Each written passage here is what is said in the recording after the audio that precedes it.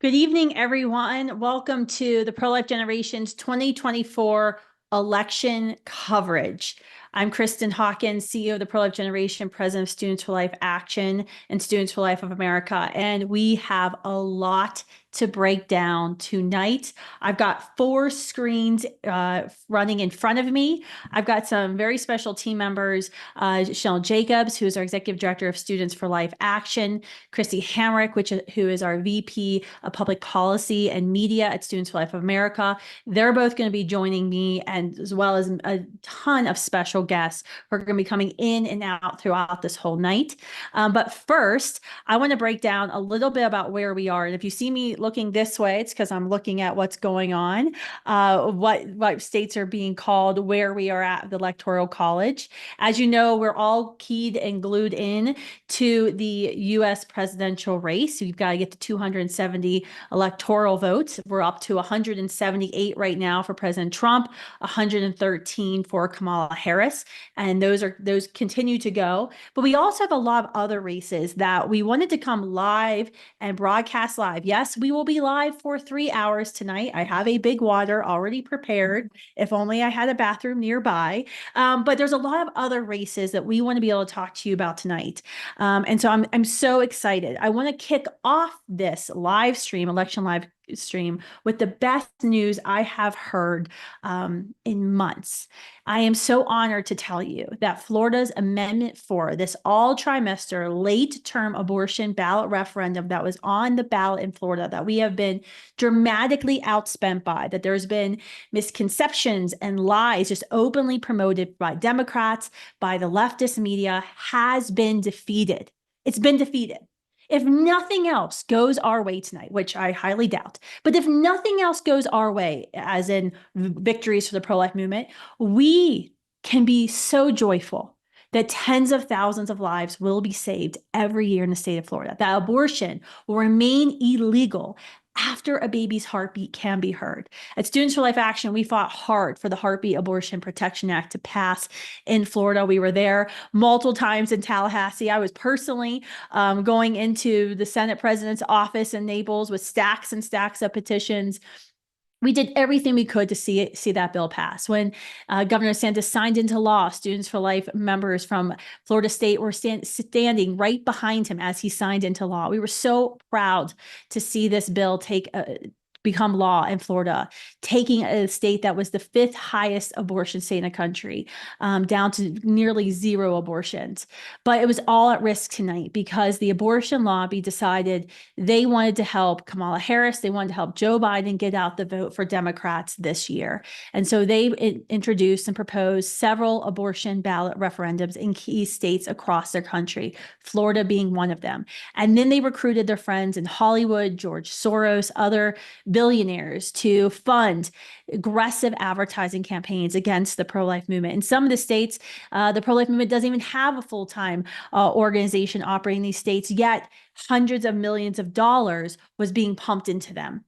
So to see a defeat in Florida, because Governor DeSantis was one of the only governors in the state, in the country, to get active in the state, to actively campaign against this abortion ballot referendum, to join hands with the pro-life movement. I know I was calling supporters this week, pumping in $50,000, $60,000 at the last minute, putting everything we could because we knew this vote was going to be so close. We knew it was going to come down to a few thousand voters, and it did, and we prevailed. If nothing else goes our way tonight, pro-life Gen, you can go to sleep with a smile on your face to know that tens of thousands of babies will be saved in Florida. But enough of that. We'll talk about that more later. I have a whole spreadsheet that I am supposed to get through in the next 14 minutes with you. So just be ready. I've only had 2 energy drinks today, and they weren't Celsius, so they weren't that great. So I'll try to talk a little slow. So the other good news that you won't hear reported, and you probably haven't been hearing reported leading up until today's general election, was that the pro-life movement has already secured significant victories already, even before today, in the primaries this year. This spring and this summer, Students for Life Action was on the ground. We actually engaged in 156 competitive primary races, Republican primary races, educating voters, saw 86 unapologetic, 100% pro-life candidates win, including in those wins, dozens of incumbents who were pro-life in name only, but then when they got to their state house, betrayed the pro-life movement, betrayed babies, and didn't advance significant legislation to protect human life. And we saw these victories at the cost of only $1,000 a candidate. I'm sorry, $1,100, $1,100 per candidate. That's significant. One of the states we saw a huge victory in this summer was in South Carolina, where 6 senators stopped the Life at Conception Act last spring from passing in South Carolina, which would have ended all abortions. We got busy in the primaries. The 3 Republican sister senators who got even an award from the John Kennedy Center, they were awarded because they said they stood against all the men Republicans, all the pro-lifers, and they killed this bill. Well, we didn't forget. So we went back into their districts this summer, and all 3 pro-choice Republican women lost their primaries. And tonight we're praying that all of those seats are retained and won by 100% pro-life leaders, so we can go back to Columbia, South Carolina this January, pass the Life at Conception Act, and end abortion in the Palmetto State. So exciting stuff to come to talk about, but I want to make sure I started out with the good news. Okay, now I want to go through what races we're going to be watching throughout the night, races we're going to be talking about. As you know, we've already picked up a Senate seat, a U.S. Senate seat in West Virginia. What's that dog's name? Baby girl or something? Baby dog is going to be going to the Senate with Jim Justice, a former home state. So very excited to see that. Very excited, actually, just a call out to my friend JB McCuskey, who's now going to be the incoming Attorney General of West Virginia. JB, we've got work to do to end chemical abortions in the state. So we've also are paying attention to U.S. Senate seats. We're going to be paying attention in Montana to Tim Sheehy running against Jon Tester. Jon Tester is pro-abortion. He goes back to his home state and kind of pretends like he's not, but we all know what he does in Washington. It doesn't just stay in Washington. So we're going to be paying attention very closely to that. Also, the Ohio Senate seat. So there's going to be some very key things going on. Texas, Ted Cruz is fighting to regain and to win re-election for his Senate seat, which we need.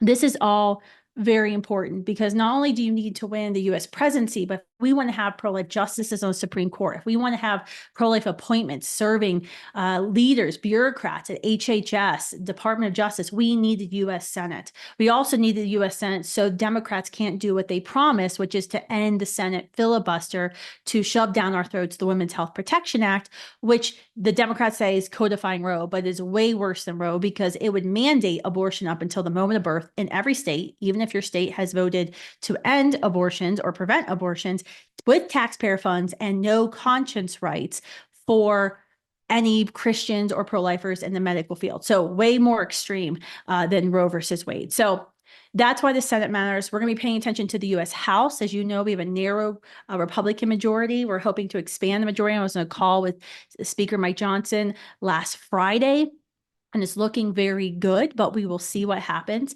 If we can get a trifecta, President, Senate, House, our clarion call, it needs to be very loud to President Trump and Republican leaders in Washington, D.C. to tell Planned Parenthood to finally go fund themselves. If President Trump no longer believes abortion is a federal issue, and that's what he's been saying since April, then it's time to put our money where his mouth is and stop funding Planned Parenthood, the largest killer of children in our nation, the largest abortion vendor in our nation. So that's going on. Now, other races in Arizona. We're going to do alphabetically here. The abortion ballot measure Prop 139 is being voted on, which, like Florida's Amendment 4, will legalize abortion up until the moment of birth. We still don't know. Florida is on Mountain Time, which is I'm on right now. So that's going to be a while, but it's going to be close. And some of the numbers weren't looking super exciting about that. So we're going to have to pray for that. If you're, in Arizona, if you know folks in Arizona, tell them to get out to vote ASAP and stay in line. There's other key races in Arizona watching because the Arizona House and Senate are very, very close, meaning we have Republican control holding back the pro-choice, pro-abortion governor from doing everything she wants to do, but I think it's like a 2-seat majority in both of them. So we're going to be paying attention to House District 4. Pamela Carter is actually running. She's a Republican running against another Republican incumbent, Matt Gress, who actually betrayed the pro-life movement this spring and voted in favor of repealing Arizona's Abortion Prevention Act. And so much to some Republicans' chagrin, we have been in Arizona telling folks about what Matt Gress did in Phoenix at the State House and encouraging folks to vote for Pamela Carter. House District 17, Representatives Rachel Jones, Cory McGarr, they must retain their seats if the Republicans are going to retain control of the legislature there. We've been door knocking, making calls, sending text messages, running digital ads, sending mailers in this critical swing district. Senate District number 9, Robert Scantlebury. This is a rematch against an incumbent, Eva Birch, who has publicly said she's proud to have abortions, but that's really a change of her story because what it sounds like is she's had tragic miscarriages and needed care to remove a dead child from within her. But to jump onto the bandwagon, she's been saying she's had abortions. So that's Arizona. Florida, obviously, I've talked about Florida a lot. We've got a big race there in the legislature. Representative Carolina Amnesty. We were actually door knocking for her race. She's being challenged by a Disney executive who is a liberal DEI executive. We just knocked 10,000 doors in her district outside of Orlando. So looking forward to that. Missouri, they have another abortion ballot referendum, Amendment 3. It's looking like we're going to lose that. Sadly, not a surprise as we were significantly outspent on that. We also have an alumni running for U.S. Congress, Dr. Bob Onder. He's a former state senator. We're super excited. He'll win for hopefully the third U.S. congressional district. We'll see. I've already talked about Montana, the U.S. Senate race, but we also have the ballot referendum, CI 128, which significantly outspent there. So I don't think it's going to be a great night for pro-lifers in Montana, but we've known for a while we have a problem in Montana. Nebraska, this is a state where a Republican Senator, Merv Reapy, filibustered the Nebraska Heartbeat Act last year, which would have, prevented abortions after baby's heartbeat could be heard.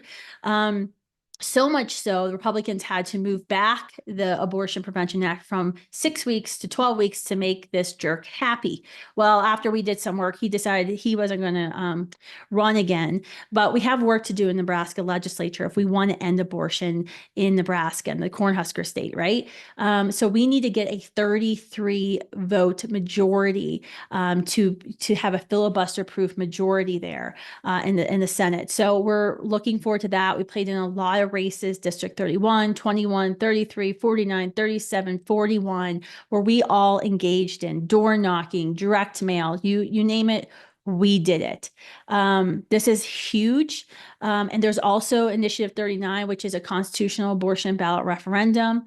So that, there's kind of some confusion there because there's another referendum that isn't as pro-abortion-y as the one that would allow abortions up until the moment of birth. It would allow it like in the first trimester or so.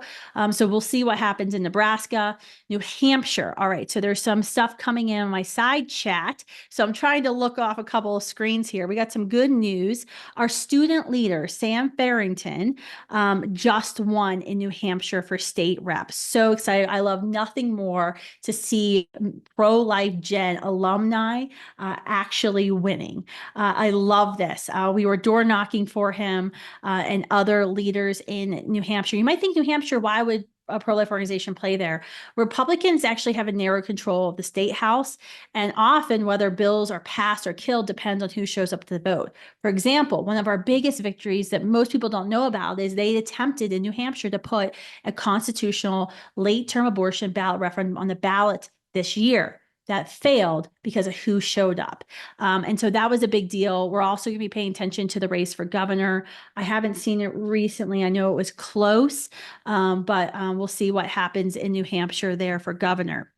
North Carolina, I don't think it's been called for President Trump yet, but the numbers were looking good right before I went live. We'll see what happens. New Hampshire, North Carolina. We were just door knocking for Lori Buckout, who's challenging a Democrat incumbent in the U.S. House of Representatives, Dawn Davis. It's U.S. Congressional District 1. This is one of the most hotly contested U.S. House of Representatives races in the country.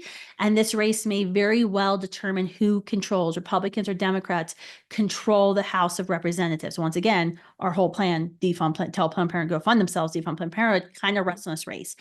So we were out in her district, making calls, sending texts, doing digital ads, doing all the things. We're also watching the state House races, this House District 73, 34, 5, 82, that we were all engaged in because we want to maintain a super majority in the state House. So the Democratic governor, Governor Stein, will not be able to impose a radical agenda. In Oklahoma, it looks like the judges are losing. We've been encouraging voters to vote no on 3 judges who are up for re-election in their state Supreme Court that didn't follow the law and struck down Students for Life Action's Life at Conception Act simply because they were pro-abortion. So we're super excited to see some of those results coming in. Also, we played in the primary with 5 pro-life candidates, and we're hoping they prevail. And I believe they will prevail tonight in the general race. One of these candidates actually defeated the incoming Senate leader after he betrayed us in the pro-life movement and a pro-life vote. So it doesn't matter if you're in leadership, we'll come knocking. PA, we all know the U.S. presidential race is going to come down to PA. That's what we're all talking about. We're going to be talking about for a while.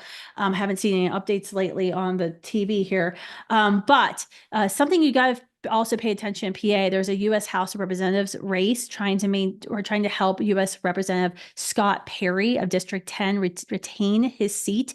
He's being opposed by a woman, Janelle Stelson, who's like this TV news anchor who's like all about abortion.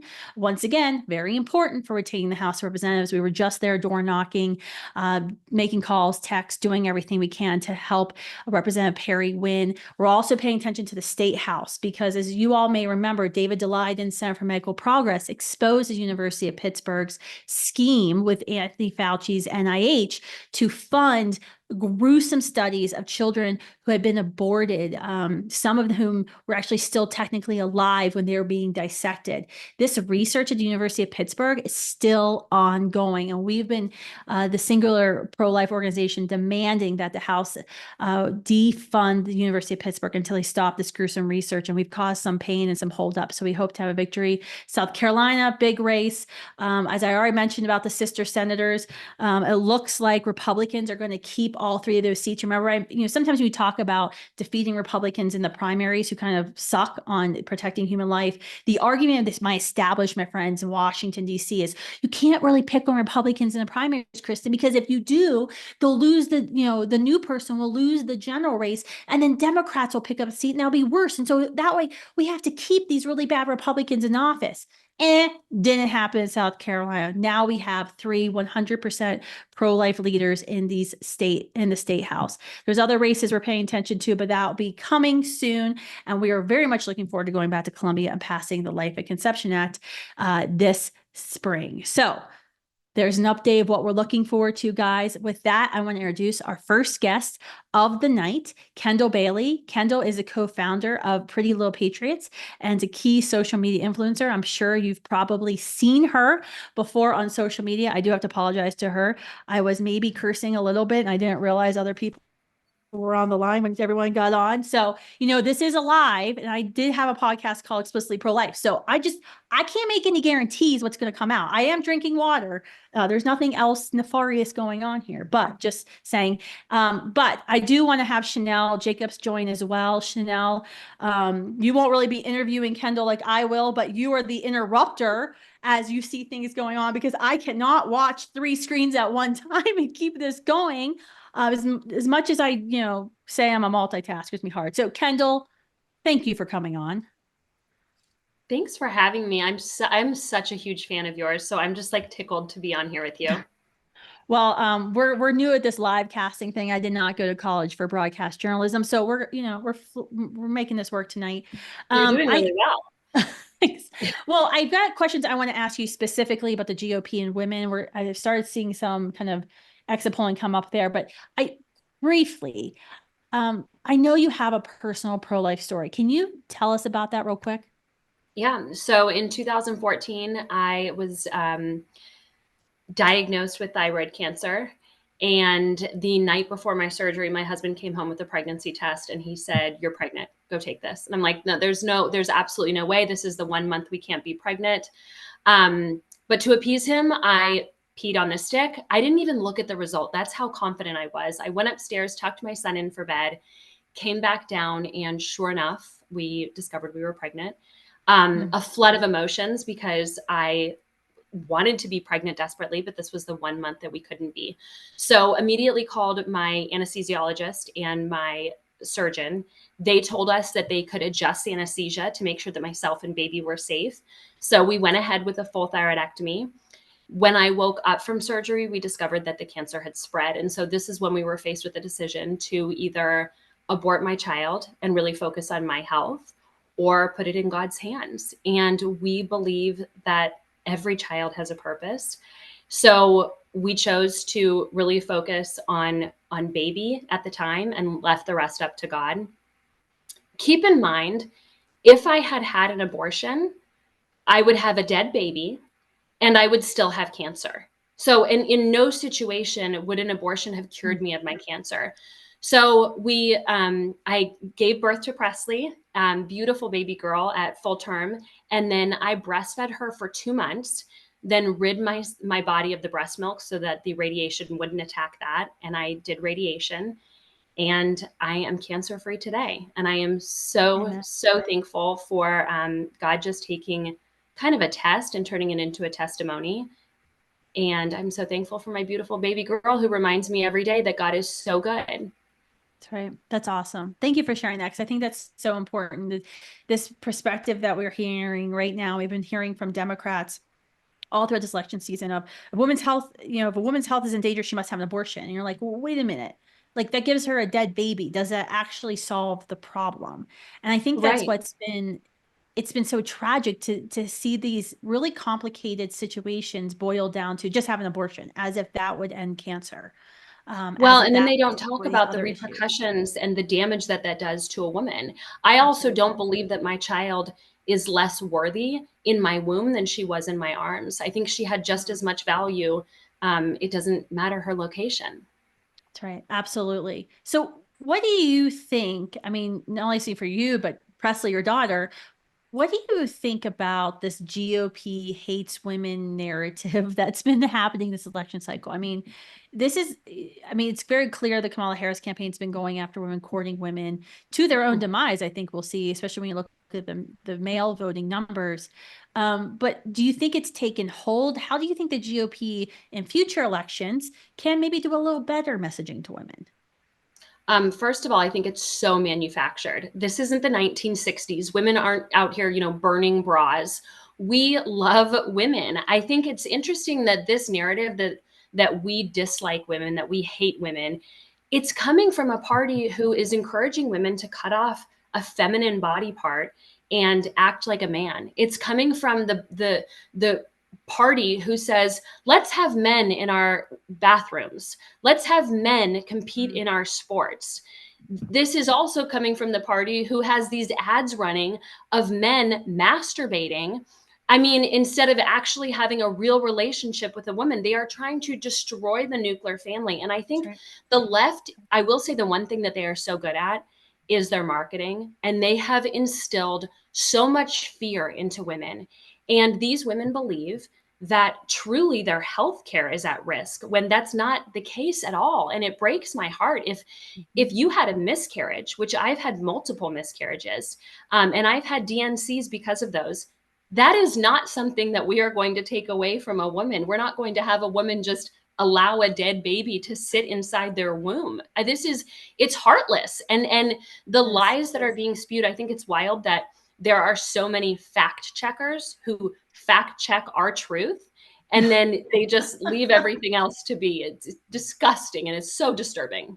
I'm glad you brought that up because, I did a react to that terrible masturbation commercial that's like teaching guys, like it's trying to win guy voters by saying Republicans are going to ban porn. Um, which was, first of all, it was just sickening to do it. I was kind of upset to even make the video because my kids watch my social media. But then the same company made that ad of like a woman bleeding out on the carpet in their living room. The husband calling 911. 911's like, your wife needs an abortion. It's like, I'm your white Republican congressman. She can't. She's going to die. I tweeted out about that. Like, this is blatantly false. Every single state that prevents abortions, even, states like Oklahoma that passed the Life of Conception Act have one, it always says nothing in this law has to do with treatment for a miscarriage, when a baby has died. And then also all these laws have exceptions to preserve the life of the mother. I tweeted it out. I woke up this morning, Instagram put a fact check on my video. What was the fact check? It was that sometimes women need abortions or they'll die. Like, it was unbelievable. I'm like, wait, you didn't do a fact check on this freaking commercial that's literally a lie, that no state bans abortions if a woman is dying, which, by the way, if a woman's dying, you don't save her by going in and saying, here, I'm going to, give your baby a heart attack and put some Lemuria into your cervix and come back later in 3 days and you can deliver the baby. No, you deliver the child. It's a maternal fetal separation. That is how you preserve her life in that moment. It is not even an abortion. It's a delivery. But yeah, no, it's crazy. Okay, real quick, before I have to cut to a break, what races are you most excited for looking to tonight?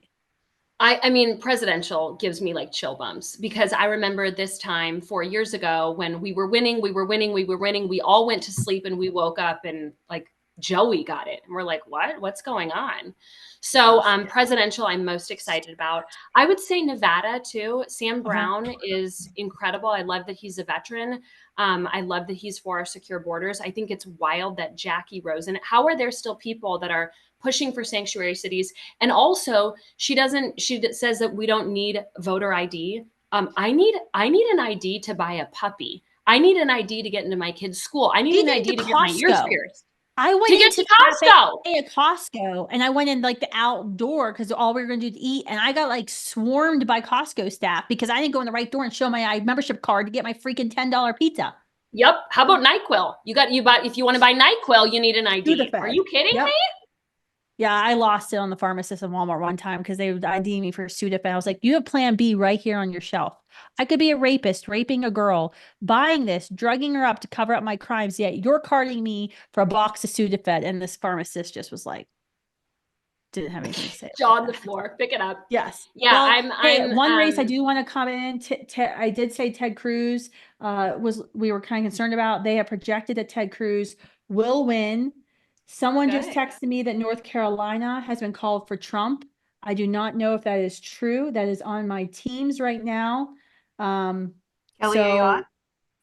Kelly Ayotte, yes. She just was called for governor of New Hampshire, which is great. She's not 100% pro-life, but she's definitely better than the alternative. We got to move to a commercial break. Kendall, thank you so much for coming on. I love talking to you. I love following you on social media. Right now, you're going to see a video of a young girl named Faith from our Almost Aborted campaign that we launched this spring because Democrats were lying at the State of the Union. They've been lying throughout this entire year about those who are diagnosed in the womb with fetal abnormalities, as if that automatically means these children, these precious human beings must be aborted.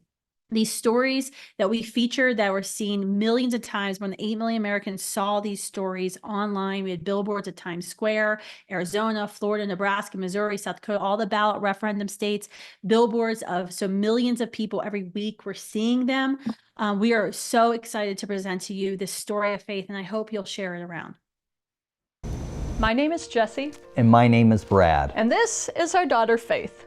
And this is our family's pressured to abort story. We want you to know that trisomy 18 is not a death sentence. 15 years ago, I was pregnant with our 5th child, and our doctors told us that Faith was incompatible with life, and she had a fatal fetal anomaly called trisomy 18, that only 5 to 10% of the babies born with this syndrome make it to their first birthday. When we found out that Faith would be born with disabilities, we were told by many that the best option was to terminate the pregnancy. The geneticist actually told us that our disabled daughter would ruin our marriage, the lives of our other children, and our finances. Today, over 90% of children with trisomy 18 are aborted. Because of abortion, there has never been a medical standard of care for people with trisomy 18. And most families like ours have actually been denied care for our children even when they live. But as parents, choice was never an option, as we know every life is precious and that our baby Faith deserved a chance to live and thrive regardless of her disabilities. Faith is 15 years old now. She is living proof that trisomy 18 is not always fatal. Faith and the hundreds of other children and adults with trisomy 18 that we've met over the years, they expose the bigotry and lies of the phrases like lethal fetal diagnosis and non-viable pregnancy. How many precious children like Faith have we lost to the pressure from doctors who want only perfect children to be born?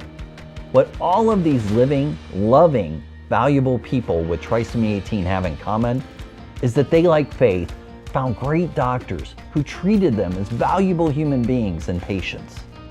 Faith has taught us more about love, perseverance, the beauty of life than we could have ever imagined. She's not defined by her disabilities. She's defined by her spirit, strength, and her endless capacity to love. To other parents who may be facing similar decisions, we want you to know that choosing life for a child with disabilities, it's not always easy, but it is always worth it. These children deserve the same love and opportunities as any other. We've shared Faith's pressured to abort story as we want to inspire you to see the inherent worth in every child, regardless of their abilities.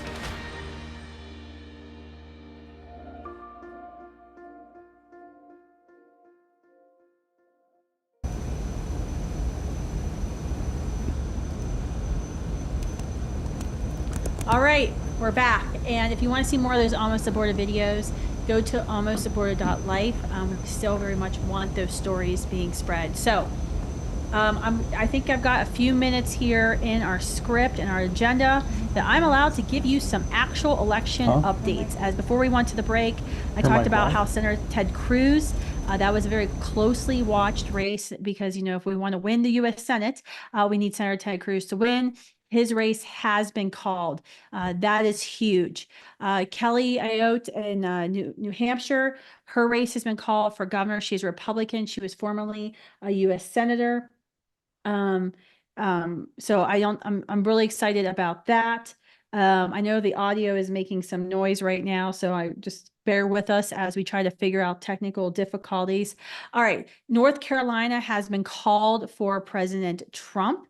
That is massive. That was definitely something he needed towards his path to victory. We're up to 195 electoral votes for President Trump, 117 for Harris. That is huge and very exciting. Once again, it's going to come a lot down to Pennsylvania. Unfortunately, Pennsylvania, you need to get your all's act together if you want to have, you know, normal TV commercials in 4 years. As I already said, Sam Farrington won in New Hampshire for the New Hampshire House. Our first alumni, Students for Life Action alumni of the night to win. Hopefully there will be more. Tennessee, Marsha Blackburn has retained her U.S. Senate seat. I think we were pretty good for that. Rick Scott in Florida retained his U.S. Senate seat. The Senate is shaping up very nicely. We still, obviously, because of time differences, we still don't know what's happening in Montana with Tim Sheehy and Senator Tester. So I'm really excited to kind of see what happens on this.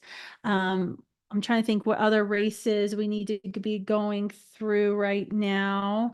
I haven't seen, Chanel, are you on? Have you seen anything from Kentucky come in yet? I know we have a former student, TJ Roberts, who's running for state house there. Yep. I believe TJ has one. So we're excited So about he's our second Students for Life alumni of the night to win. Yep.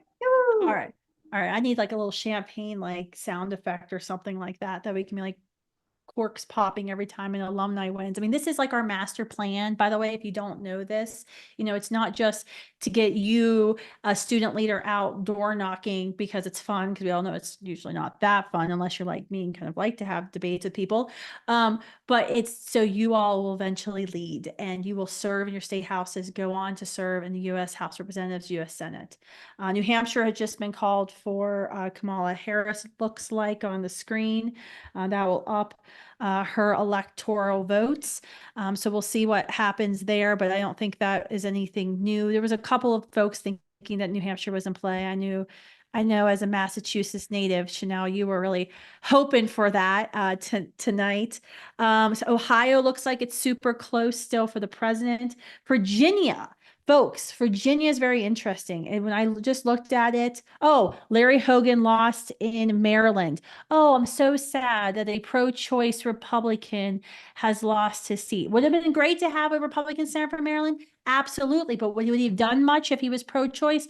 No, not really. I don't know how many times pro-choice Republicans have to lose for the Republican establishment and all the inside the Beltway consultants to get this point. Is you will lose if you're a Republican and you run as a pro-choice candidate. Look at 2022. I mean, this was one of the untold stories of 2022, folks, where everyone was saying, Republicans, it wasn't the red wave because of Roe versus Wade because of abortion.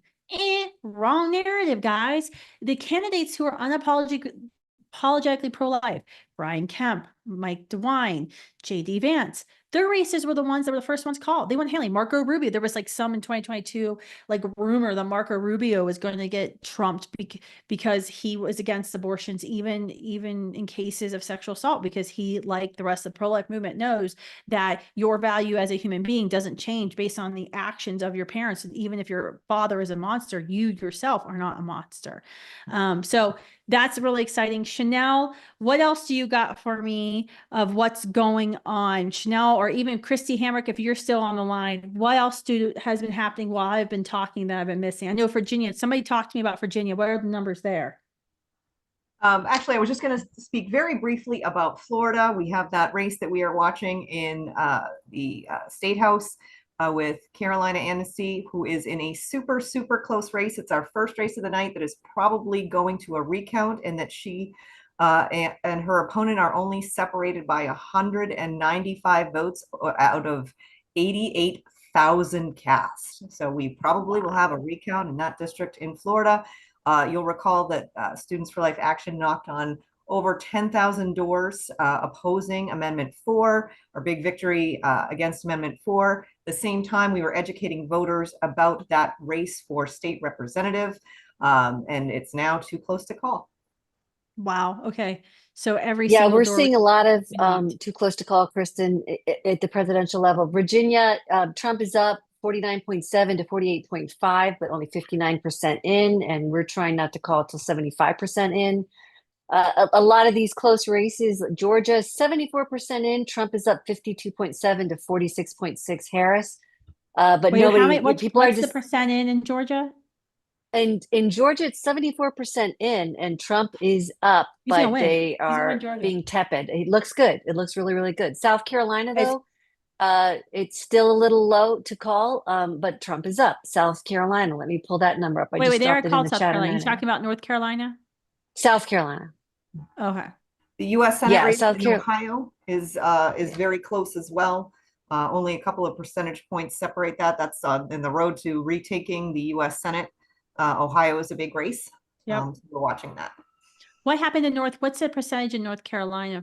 It just came on, I missed it. Between Trump and Harris in North Carolina. Let me get back in a second because I just found South Carolina. And South Carolina was 67% in. Trump is up at 59.4. So that's pretty exciting. North Carolina, wait a minute. He's got to have South Carolina. With North Carolina with 55% in, he's at 51.4 to 47.4. And they've already called North Carolina with only 55%. Yeah, that's odd. But a lot of times when they're calling, it's because if you have, like, you look at a state like Pennsylvania, where there's a lot of population in Philadelphia and a lot of population in Pittsburgh, you could have the entire state in, those two cities out, and they're not going to call it yet because giant population centers are out. That's what kind of makes it weird sometimes when they have lower numbers in and they call it, but it's because of what population centers are in. So Yep. that really it does make the reporting confusing, but we are trying to go with 75% or more to call it. But as you already Okay. said, they did call It some of looks those like other we're at states for Trump. 47 Republicans for the Senate. That's huge. That's Yeah, we very picked up one important. in the Senate. The House, from all the numbers that I see, we're still neck and neck where we have held the same numbers. Okay. So too close to call, really. What's going on in Missouri? I see 4% of votes in South Dakota, and they're all trimester abortion ballot referendum, and obviously we're winning in there, but I mean, it's still going to be close because we were outspent there. And the Republican The ballot leadership in South Carolina has referendum been. looked What's bad. Missouri? The Missouri Missouri? vote at 20% is Trump at 45.7 to Harris at 53.1, but it's 20% in. Okay, is Not that St. good. I wonder if that's St. Louis in. That could be, yeah. Yeah. So Yeah, you just have to look at some of this. Hannity just you have predicted to a see Trump who reported, and win on on the math air. that I have, yeah, exactly. All right, it looks like I just saw a thing 58-42 Missouri ballot. So it looks like losing on that. Okay. All right. Well, we're gonna take a break from going through the live calls while the team, Kristi, should now get back to work and get us new numbers. I want to talk just quickly about some election misinformation from this current election cycle. Now, I mean, before we have our next guest, Josh Hammer, on, I do want to talk about one of those most infuriating lies we heard time and time again. They claiming that late-term abortion is not real. I was actually just doing a TV interview before this live stream started where the conservative TV personality was saying all these abortion referendums are just towards fetal viability, about 24 weeks. That's not the case. I had to go on air and correct them and say, actually, if you look at the wording of all the amendments, they use a loose definition of health, meaning a woman can go into an emergency room. And the DOJ actually argued this in front of the U.S. Supreme Court in the EMTALA versus the state of Idaho case this spring, argued that a woman's health can mean her emotional health, meaning she can go into emergency room in Idaho, and because Idaho is preventable abortions, we are not, as Idahoans, we're not preserving her health because her emotional health counts too. So she could say, I feel anxious. I have depression because I'm pregnant. Therefore, that qualifies. I should be able to get an abortion. And the government, that's literally what they argue at the U.S. Supreme Court. So one, it's ridiculous that we hear these things like late-term abortions don't happen, because why is the government arguing for them in the U.S. Supreme Court? If late-term abortions don't happen, why aren't Democrats joining Republicans to say, fine, we'll support a late-term abortion ban in the state or in the U.S. Senate, or criminalize doctors who allow a baby who's been born alive in an abortion facility because of a late-term abortion, criminalize their actions if they refuse to call EMTs, right? If they didn't happen, why wouldn't they join with them? Because, there's no upside for Democrats for arguing for late-term abortions. Like 10% of the population agrees that late-term abortion should be legal. So, I mean, these are patently false. I mean, I've called late-term abortion facilities, notoriously Dr. William Hearn in Boulder. Lydia Taylor, one of our student spokespersons, went viral this year herself, calling multiple late-term abortion facilities across the country, proving that late-term abortions actually do happen. So I want to show this video for you real quick, proving to you that late-term abortions happening, that Democrats are completely lying when they say that they don't. And then we're going to come back with our special guest, Josh Hammer. Dr. Hearn's office, how can I help you? I'm around 30 weeks pregnant. Do y'all offer abortion at 30 weeks? Yes, we do offer abortions at that gestational age. Is the procedure safe and everything? Like, do y'all do these a lot? I'm just a little nervous about it. Yeah, it's totally understandable. Yes, we do them a lot. We have been a third trimester abortion clinic since the 70s. You specialize in later term abortions? Yeah. Okay. That's correct. Is the baby gonna feel any pain or anything? No, it shouldn't. So we do an injection of a medication called digoxin. It will gently and slowly stop the fetal heartbeat. Is it fully developed or anything yet? So yes, it would be the third trimester. It doesn't have like a fully formed heart or head or anything yet, right? At 32, it does. Okay. And y'all are still able to do the abortion with the baby being that developed, right? Yes. Okay.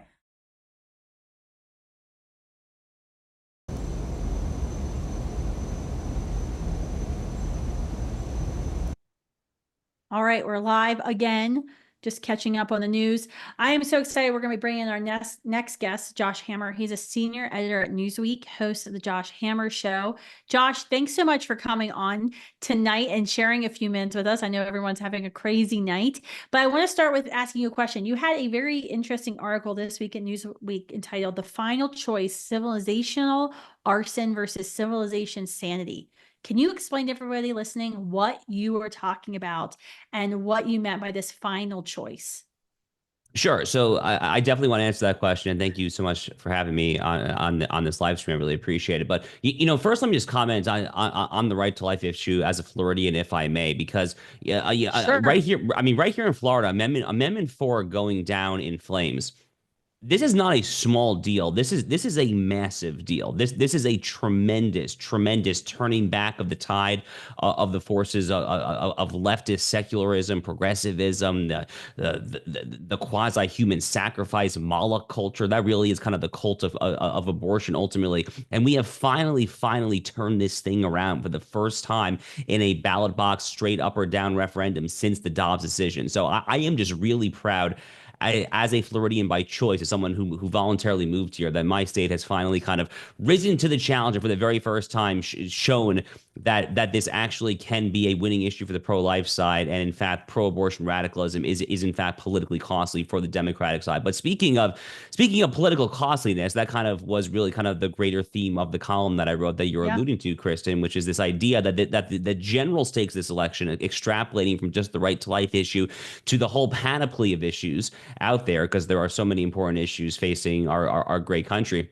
What you're really looking at is, to me, I think that is incorrect to view this current election, especially at the presidential level, as quote unquote right versus quote unquote left. To be clear, there is a more right of center party and ticket, and a more left of center party and ticket. But to me, a much more simple and straightforward way, I think, of viewing this is you have one ticket that represents basically just good old-fashioned common sense, basically common sense, decency, traditional American values, the idea that a biological male can't go into a women's locker room and just take out his genitalia, and we're going to pretend like this is a normal thing happening right now. And the other ticket represents fundamentally a radical transformation. We are now 16 years after Barack Obama became president in 2008. Barack Obama, on the eve of his presidential victory, famously said, or I suppose it would be more accurate to say he infamously said, that we are on the precipice of fundamentally transforming these United States. And sure enough, the country has been radically transformed, especially under this current presidency, Joe Biden. We have millions and millions of unvetted illegal aliens. But I mean, whatever has happened now, I think, is peanuts compared to what we would be looking at with the Kamala Harris, Tim Walz ticket. This is a truly radical proposition. So that was basically the point of this column, Chris, was basically to say, it doesn't matter if you are a self-identified conservative. I happen to be one, but it doesn't really matter if you support just normality. If you support just basic common sense, a secure border, the notion that we have a nation state in the first place, the notion again that we're going to have some prudential limits when it comes to the woman's purported quote unquote right to snuff out her unborn child in the womb, when it comes to the transgender issue, that it comes to just basic common sense. That is what's on the ballot, and looking at these returns along with anyone else, it looks like common sense is doing pretty well tonight so far. I know. From your lips to God's ears.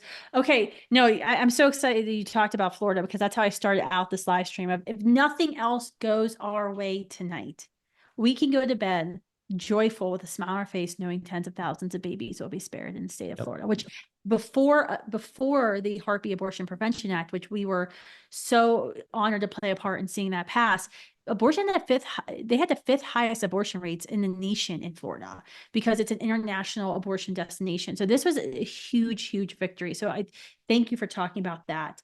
What races are you most particularly kind of keyed in beyond Amendment 4 that you're looking at right now?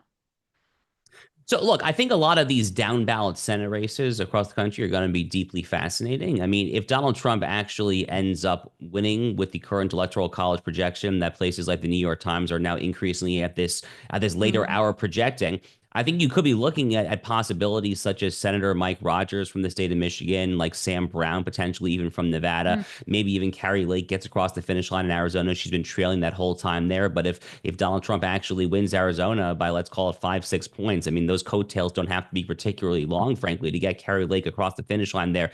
So I'm definitely looking at the magnitude of the coattails there. You know, some other races that I'm looking at, when you look at the 2022 flip of the U.S. House from Democrat to Republican control, there are certain states and specifically certain parts of certain states that actually had a lot to do with it. So I'm actually a native of New York State. I'm from the Hudson River Valley area. You know, there are numerous congressional seats there in the Hudson River Valley, so the northern New York City suburbs up towards Albany. There are numerous congressional districts there that are very, very, very evenly split. And the flipping of districts just like those are actually the reason why Mike Johnson is today Speaker Mike Johnson in the House. So I'm looking very carefully at some of those congressional districts, Long Island as well, Southern California, actually, Orange County, California, very similar story. A lot of these districts started to shift back towards the right in recent elections, vis-a-vis the Obama era when they were going way towards the left there. So certain congressional districts I'm definitely paying close attention to as well. But, you know, like everyone else, Kristan, I mean, I'm starting at the top. I'm most looking forward to seeing who is our next president of the United States. It looks like North Carolina and Georgia are strongly trending towards Donald Trump and JD Vance. So this thing is going to come down to the Rust Belt, to Pennsylvania, Wisconsin, and Michigan, just like it did in 2016. And you know, perhaps Donald Trump's final rally in Grand Rapids, Michigan last night is going to look poetic, just like it did 8 years ago. I know I'm really excited to see what happens there. I just was just looking at some of the numbers, and it's looking pretty close in Wisconsin, Michigan, Georgia. I'm very, very excited. You know, before you go, and I know you've got some other places to go, you're very important. You just had quite an experience recently at Loyola University Chicago School of Law, where you were, I would say, kind of mobbed and canceled and even physically struck, which is something we're not immune to, sadly, at Students for Life. And, you know, this has happened to me and my next guest, Isabel Brown, at Virginia Commonwealth University. But thinking about that, what do you think the biggest issues are that we're now facing on some of these American campuses? And how do you think the outcome of tonight will impact what we've been seeing on campuses? Well, I think it's going to be a mess on campuses if Donald Trump wins. I mean, there's really no other way to say it. I mean, in the aftermath of Donald Trump, yeah, exactly. I mean, the day after Donald Trump won in November 2016, you know, these campus diversity crats had all sorts of cry-in sessions, and you could basically skip class if you needed mental health counseling. You know, and that generation that was in college 8 years ago, now they're in their 20s. They probably have not matured very much. So who knows? Maybe they'll be having to mass exit the workforce for a day or two just to sleep in, drink their sorrows away. I mean, I guess what I'm most worried about is actual violence, is actual George Floyd riots, Black Lives Matter 2020 riots. That is what I'm genuinely terrified of. And I don't think it's necessarily going to happen tomorrow or the day after that. It actually might take time. We know how these left-wing activist organizations work. They take time to very carefully plan this at a grassroots level. But, you know, you mentioned what happened to me at Loyola University Chicago School of Law this past week. It was really nasty. So I was there for a Federal Society speaking event. I do a number of campus talks for a few organizations, one of which is FedSoc. And at this particular event, I was supposed to be debating a left of center law professor when it comes to presidential immunity and the Trump versus United States Supreme Court case and lawfare more generally speaking. Not really like a really testy subject, by the way. Like, right. This is like a legal debate. FedSoc event. These are future lawyers. Exactly. But nonetheless, just setting the stage here. Right, exactly. But nonetheless, because I am Jewish and a supporter of Israel, I had roughly 2.5 to 3 dozen keffiyeh-clad protesters there who were there with all sorts, holding their signs. You know, Josh Hammer's a fascist, a supporter of genocide. He's a this, he's a that.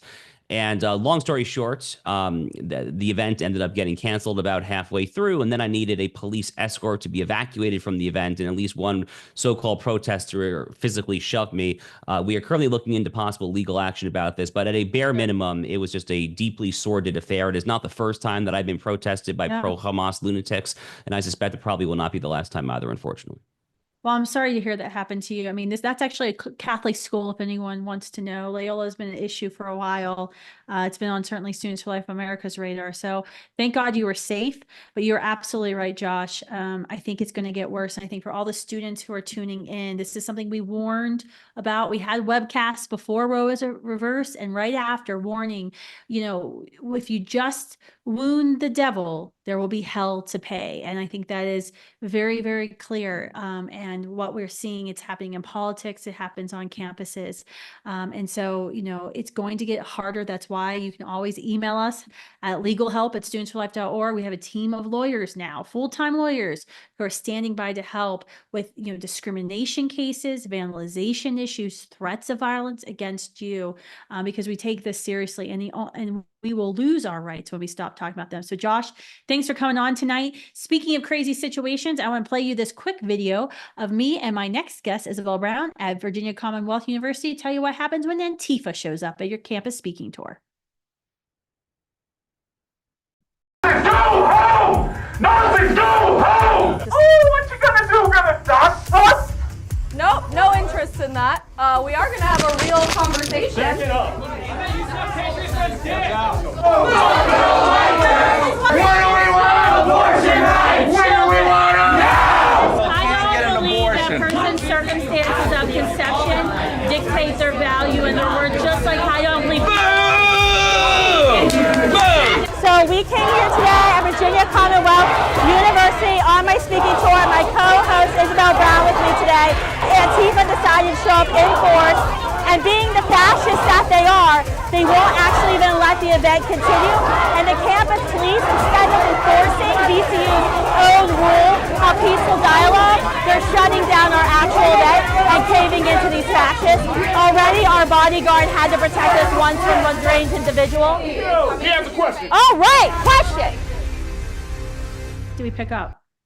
Oh, We hey, flipped a Senate seat. we're back. I don't know. So Isabel Brown, you are on with me live. Isabel and I obviously survived our night at Virginia Commonwealth University. Poor Kevin, our cameraman, got assaulted. I think our camera got killed. A student got hurt, but we prevailed, and we actually won the suit against the school. They settled, and I had to come back.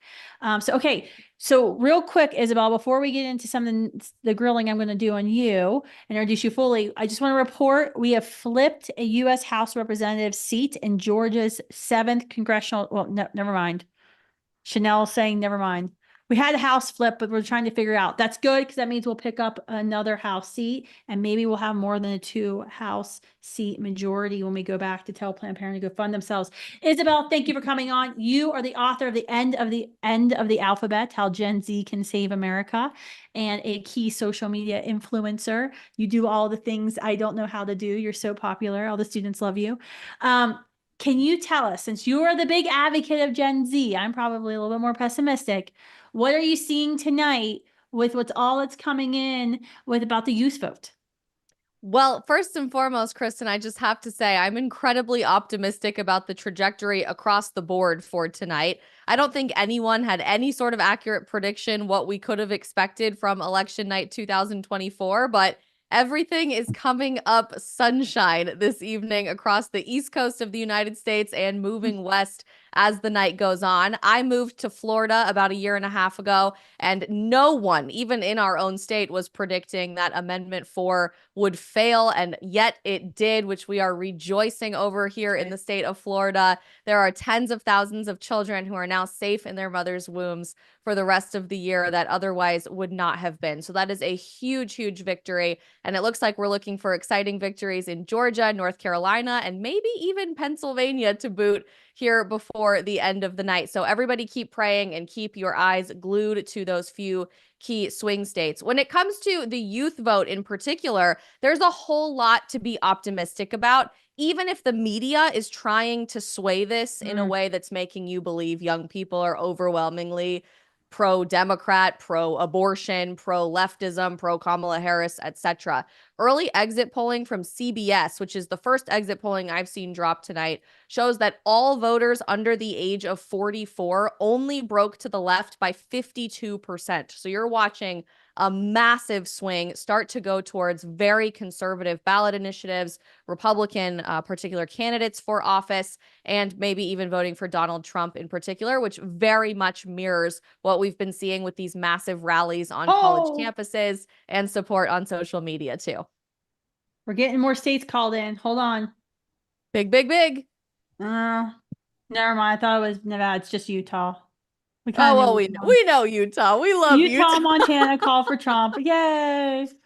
I thought it was, okay, they had Nevada up and they switched it the last second on Fox. No, I know. I'm so excited about the youth vote because, you know, what I saw on campuses this semester wasn't great. I'll just tell you that, Isabel. I had a lot of very angry and just quite frankly mean women screaming all the time. But what's interesting about the young men, though, because it was the young men who kind of put their heads down and could like kind of, you know, nod and then like walk away. They weren't standing there for an hour and a half to berate me. Oh, Ohio's just been called for Trump and yell at me. But it is interesting. And I'm really excited to see not only the exit polling from today of the youth vote, because I think Charlie said it was like 8 points or something at one point. But I'm really excited to see when we kind of get down to it. All right. So next thing I kind of want to talk to you about, we've heard a lot of rhetoric in this election about freedom, reproductive freedom. Why is that such a big word with Gen Z? What is the perspective of what freedom really means to this generation? Is it really just about the freedom to kill your baby, or is it anything else? Interestingly, freedom, like every other word that's been co-opted by the left in the midst of this culture war over the last decade or so, doesn't actually mean what the left wants you to think that it means. I feel like I'm one of the characters in The Princess Bride. You keep using that word. I do not think it means what you think it means. You know, that we're watching this very pervasive, manipulative, angry perversion of very important words, buzzwords in particular that drive elections, like freedom, to twist and manipulate the meaning of what those words mean in order to drive votes. So you're seeing this word freedom be applied particularly to other euphemisms related to abortion, life-saving women's health care, reproductive rights, the whole shebang. And they're using this as an opportunity to try to convince you that a limited government approach, or somewhat of a conservative approach, certainly a freedom approach, would be to enshrine a constitutional right to an abortion through all 9 months of pregnancy, which is what we're seeing in many, many states through ballot initiatives across the country.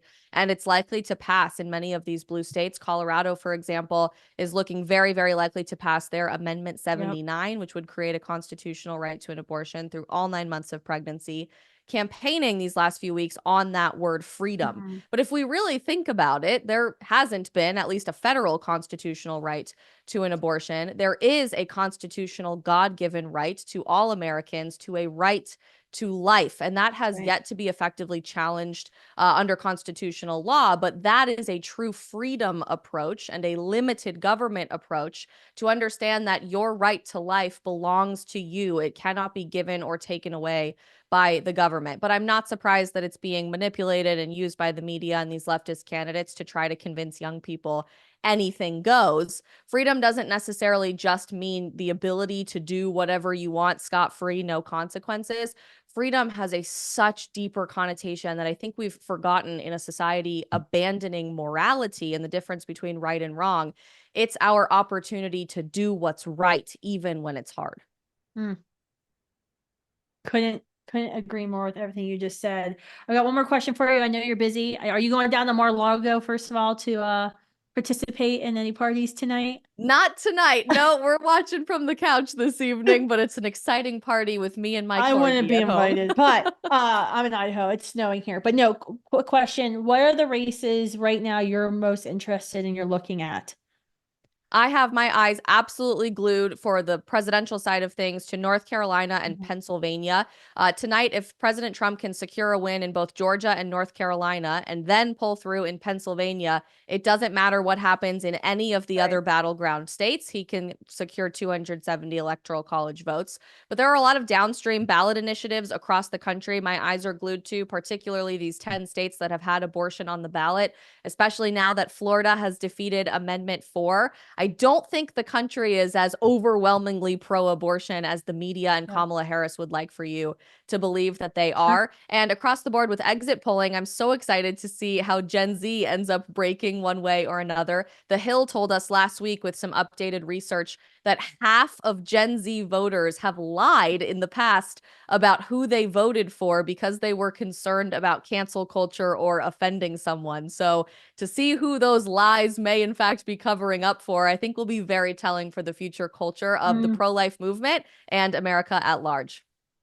That's awesome. Thank you for that. I think you're right on. I'm really interested to see how this generation votes and knowing, and you're right, majority, no matter, and this way I was asked, somebody was asking me about these ballot referendums. And I'm like, well, you think you're going to lose Missouri or whatever. Why is that? I'm like, well, it hasn't because the state of Missouri has gone pro-abortion. It's because they've been lied to. Their media airways have been flooded. I mean, I don't even know if the pro-life side raised $1 million in Missouri, and they had spent double digits in the millions lying. The only reason they win is when they lie and they scare. And that's been their whole fear tactic lately of, oh, if you've ever had a miscarriage, you've had an abortion. So you've got to come over and vote for us because you've actually had an abortion. They have Kristi Teigen, who shared with the world this tragic situation. Her life was at risk. They early delivered their child, son Jack. He died. We all understood what was happening. No one called it abortion. And then a couple of weeks ago in Arizona, she showed up and she's like, my husband told me I had an abortion. I guess I did have an abortion. I'm like, or I guess you had an abortion if you consider every birth an abortion. It's an ending of a pregnancy, but you didn't have a direct intentional abortion. You didn't go in and pay an abortionist to end the life, to stop the beating heart of your child. That's not abortion. Quit trying to be a media whore and jump on this bandwagon. I mean, that's so sad. This woman who had this tragic situation happen, her son died. She mourned the loss of her son, who's now been gaslit into thinking she's had an abortion. So crazy stuff. We got a lot to talk about. I'll let you go, Isabel. Go back to doing what you're broadcasting. I'm sure we're probably competing on Instagram or something right now. So, amazingly, we're not. We did a quick live stream this evening asking people to pray for America. And there's a whole lot of other great live streams going on tonight. But if I could just have one call to action for anyone who might be watching this, take a few moments tonight and pray for our leadership, pray for our country, pray for one another to discern wisdom and to do what's right, even when it's hard. Just because somebody might win the election, although we won't necessarily know tonight, within the next 24 hours, it doesn't change what we're fighting for, especially in the pro-life movement. And we have so much work to do, not just to make abortion illegal, but to make it culturally unthinkable. And we're going to pick up the work to do that tomorrow. I love you. Eventually you'll work for pro-life, Jen. You're one of us. Love Isabel. you too, Kristan. All right, bye. All right, I'm going to turn this show over. I'm not leaving. I will be here, but I'll be kind of the side person so I can get some work done. Kristi Hamrick, our VP of Public Policy and Media, she is going to be taking over to moderate for the next few guests. So we have a very special guest on. I'm probably going to be on to make sure those two don't geek out, because this next topic with Dr. Michael New, talking about stats, talking about data, talking about the lies and manipulations, this could be a whole 3-hour webcast on its own. So I'm going to stop talking. Kristi, you take it away, and I'll be here to just interrupt you when hopefully Virginia's call for Trump soon. I'm just waiting. Exactly. And I think I speak for everyone that math is cool, or at least I speak for me and Dr. New. If you haven't read Dr. Michael New, you need to pay attention at National Review. You need to follow him at the Charlotte Lozer Institute. He's a well-known researcher. He has shown not only that pro-life laws save lives, but how many and how often, and is really the go-to for debunking so many of the fake stories that masquerade as science when it comes to the abortion issue. And Dr. New, I could ask you some specific questions about some of the studies, but I really thought I would just ask, all the time I'm calling you, emailing you, texting you, what do you think about this thing? What was the one or two biggest pieces of misinformation in this particular election cycle as we looked at data about pregnancy, miscarriage, abortion? What was your pressure point? What was really driving you crazy with the data this time? Oh, I wonder if you might want to turn your volume on. Well, I think it's on now. There we go. Yes. Great. What was the biggest amount of misinformation? Good grief. I feel like a mosquito in a nudist colony. Where do I begin? There was so much misinformation. I never ran out of things to write about. It was sad, but glad I could serve the pro-life movement this way. I would say the fact that pro-life laws were increasing maternal mortality, that was a lot of misinformation. The fact that pro-life laws were increasing infant mortality, that was a lot of misinformation. The fact that pro-life laws actually weren't saving babies when there was great birth data from Texas that very convincingly showed the opposite. There was so much to write about. I could talk about the specifics, but as always, a ton of misinformation. And I think one thing I'd love you to talk about, and it's one of my favorite pet peeves, I'd love to get up on a soapbox and go on forever about the fact that there is no such thing as abortion data in the US. There's speculation, there's smoke and mirrors, and there's lies, misinformation, and fake statistics that they make up. Could you help people understand why we don't really have a great pool of data when it comes to abortion in America? Sure, that abortion reporting requirements are very weak. The CDC does make some effort to collect data, but states aren't required to actually report data to the CDC. For instance, California has not reported any data to the CDC since 1997 on abortion. Many other states like Maryland, New Hampshire, West Virginia, Kentucky report, infrequently, if at all. So it's a very incomplete picture. I mean, California is the biggest state in terms of population. And also has one of the highest abortion rates. Very likely, the fact we don't have data from there just really means the picture is very incomplete. We've been talking a lot lately about data from a new player on the scene called WeCount, telling us about chemical abortion, the number one method of abortion in America today, chemical abortion pills. If we trust Guttmacher, which I don't, they're just a Planned Parenthood mouthpiece. They're speculating that more than 6 in 10 abortions is handled with pills. If you look at European data, where they actually do track abortion, you have 70, 80, 90% of abortions done by pills. But what do you think that we do know about chemical abortion pills in America right now? I think that the surveys we've seen does indicate that a lot of women are obtaining abortions through chemical means. Telehealth has become very prevalent. Sadly, it's a way that women can often circumvent pro-life laws. I think it's tragic. Essentially they don't have an in-person medical exam, and that can lead to some really negative health consequences. That if a woman has an ectopic pregnancy and obtains chemical abortion, that can be fatal. If she is further along in gestation than she realizes and obtains chemical abortion, that gives some serious negative health consequences. So the fact you have thousands of women obtaining chemical abortion pills without an in-person health exam is just going to be a public health disaster. Dr. New, I wish I could talk to you for another hour. I know Representative Bob Good is on the line. I'm telling everybody here, go out and follow Dr. Michael New on Twitter, X Twitter, whatever we're calling it these days. Look for his name, follow him at National Review. I have to thank you so much for coming on. And to anybody who's watching this, if you've seen all the misinformation about miscarriage equals abortion and women are dying here, there, everywhere, get a second opinion on that and follow Dr. New to understand the true facts. It's a real service, and it's an honor to talk to you tonight, Dr. New. Yeah, my Twitter handle is Michael_J_New. Please give me a follow. Good information every day, and I do my best to keep pro-lifers informed. Yeah, Dr. Michael New is the person to follow. As soon as you see some sort of study online or you see a headline, you go, that doesn't sound right, go to his Twitter. He already has an article up telling you the real facts, and he's amazing. Kristi, let's bring in Michele Venditto next, though, before Representative Bob Good.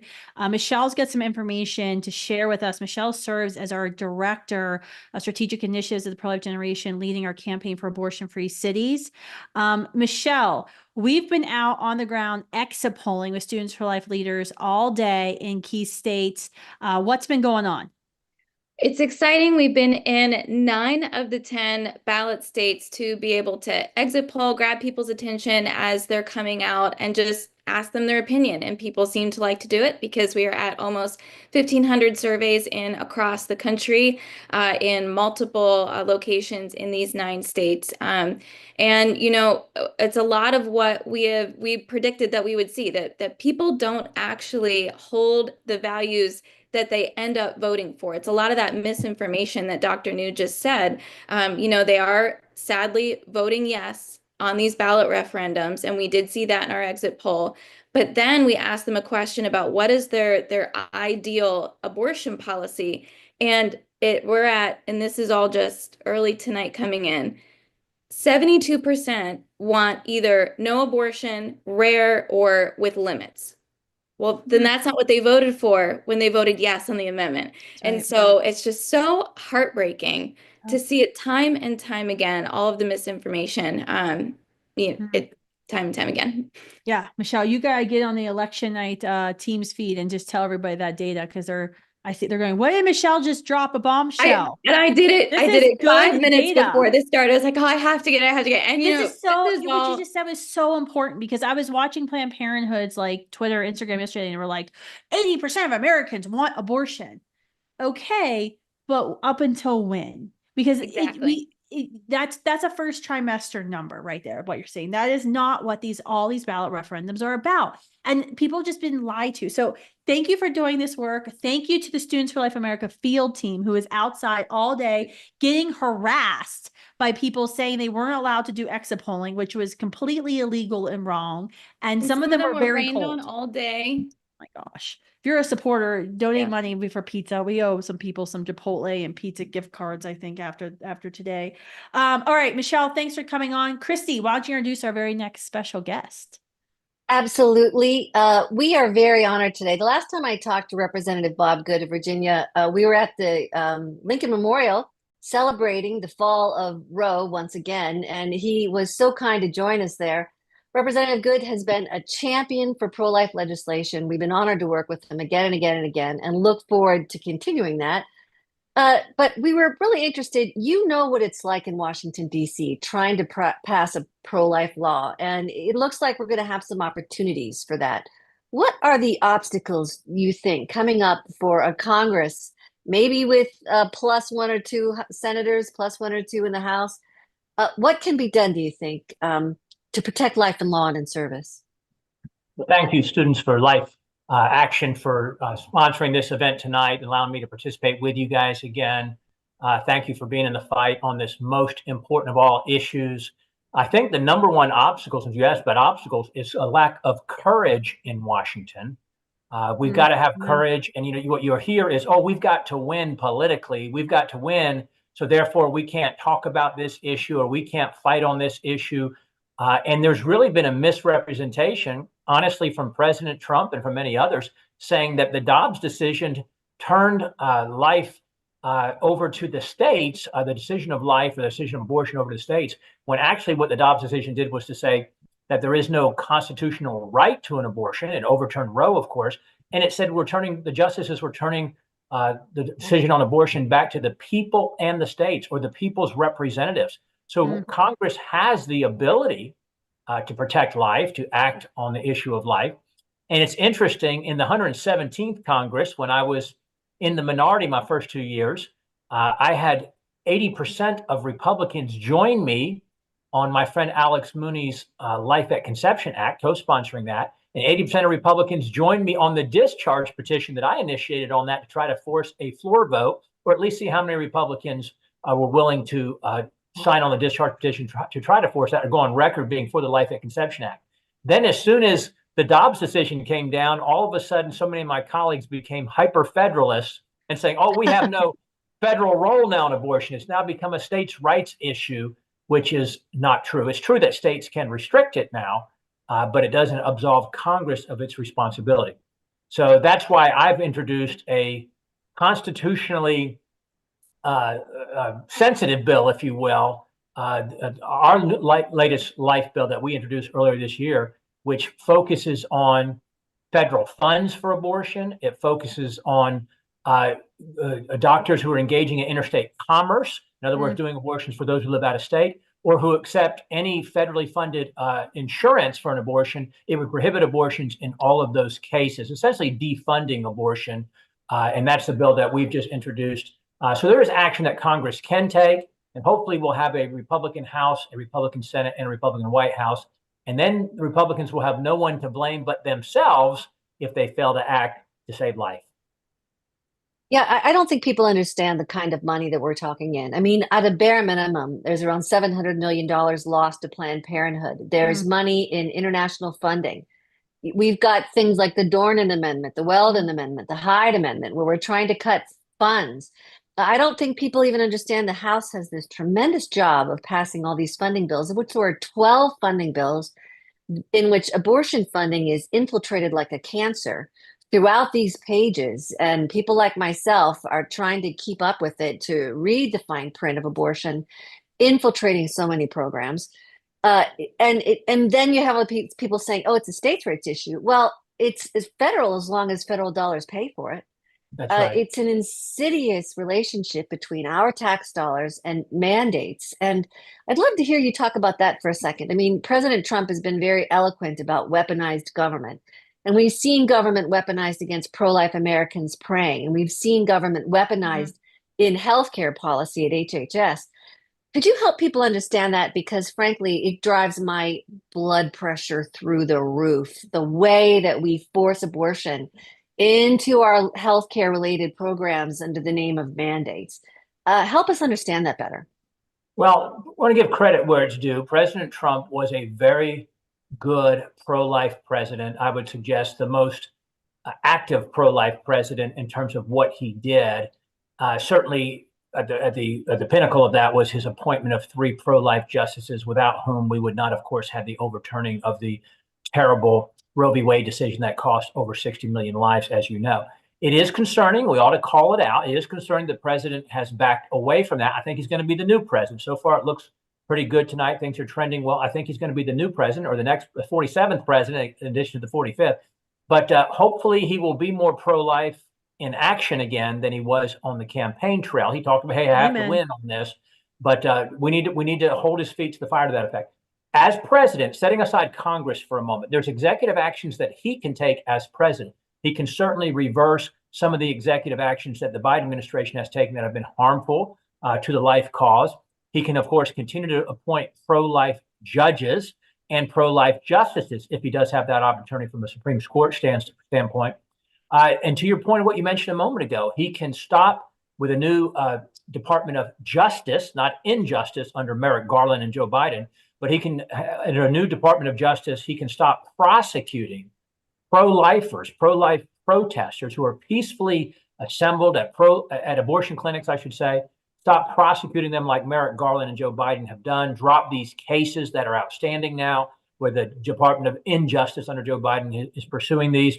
In addition, he can begin to enforce the Comstock Act, meaning when you're not using the postal, or excuse me, to prohibit the postal system from being used for abortion purposes, which, as you noted with one of the previous guests, we've got some 60% of abortions now that are done via the abortion drug, many of that through the mail. I think what's really interesting, I think we need to pause on that for a second and explain it, because I don't think people understand that in 2016, there was a lawsuit filed from a Hawaii doctor who said, I don't want to keep treating women and flying around and seeing them more than once. It's just so annoying to have to deal with healthcare. I just want to mail these pills out. And they started a lawsuit to skip the health and safety standards of screening for ectopic pregnancies and you could die, and screening for Rh negative, which can make you sterile, and giving you health information or informed consent that the person buying the pills is actually pregnant. And so during COVID, the Biden-Harris administration used that lawsuit with the FDA to get rid of all kinds of health and safety standards and say that you can mail the pills. And then there's this pesky little thing called Comstock. Congressman Good, could you explain that? Because I don't think people understand that essentially the Biden-Harris administration gave permission to break a law just so they could make it easier to push these pills. Well, that's what they do across the board in so many instances. They essentially refuse to enforce laws they don't agree with. They take action that they know is not lawful. But to your point, if I may, on these mail order abortions, we had a bill that we introduced, also another life bill. And of course, on life from conception, I believe we ought to be fighting to protect all innocent, precious life from conception. But at a minimum, what my bill was doing was saying that a doctor, if you're going to prescribe the abortion pill, at least you should have to see the patient in person in advance, examine the patient, go over their health condition, if you will, be present during the abortion, and then have a follow-up consultation, because the abortion pill is not only obviously fatal to the innocent child in the womb, but it's also dangerous to mothers. It threatens mothers' health. There's lots of health complications that come from these mail order abortions when these women are at home alone by themselves and they're hemorrhaging or having other complications. It is not safe. It is in the best interest of women it's not in the best interest of the health of the woman for these mail order abortions. But, you know, I battle even our own Republicans. I'm on the Education and Workforce Committee, and there was a bill where I added an amendment, which was bringing out of our committee, where it just said that, hey, we want to just recognize that abortion is dangerous to women.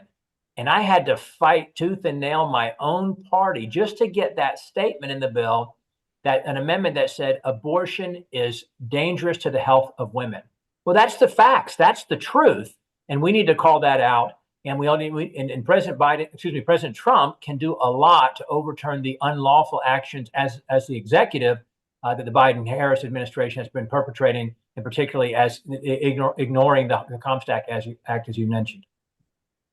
Yeah, we've made the abortion industry legal pill pushers, and we've turned our sewers into cemeteries. We're going to talk about water safety a little bit later in this broadcast. Kristan, I think you've got some election results that are just coming in. If you wanted to share that with our audience. And Congressman Good, thank you. Your leadership has been invaluable, and we really appreciate your voice for the preborn and for their mothers. Thank you so much. Well, thank you. Great to be with you guys. Keep up the fight. Proud to serve with you. Congressman Bob Good is one of our heroes serving in Washington, D.C. It's an honor to have him.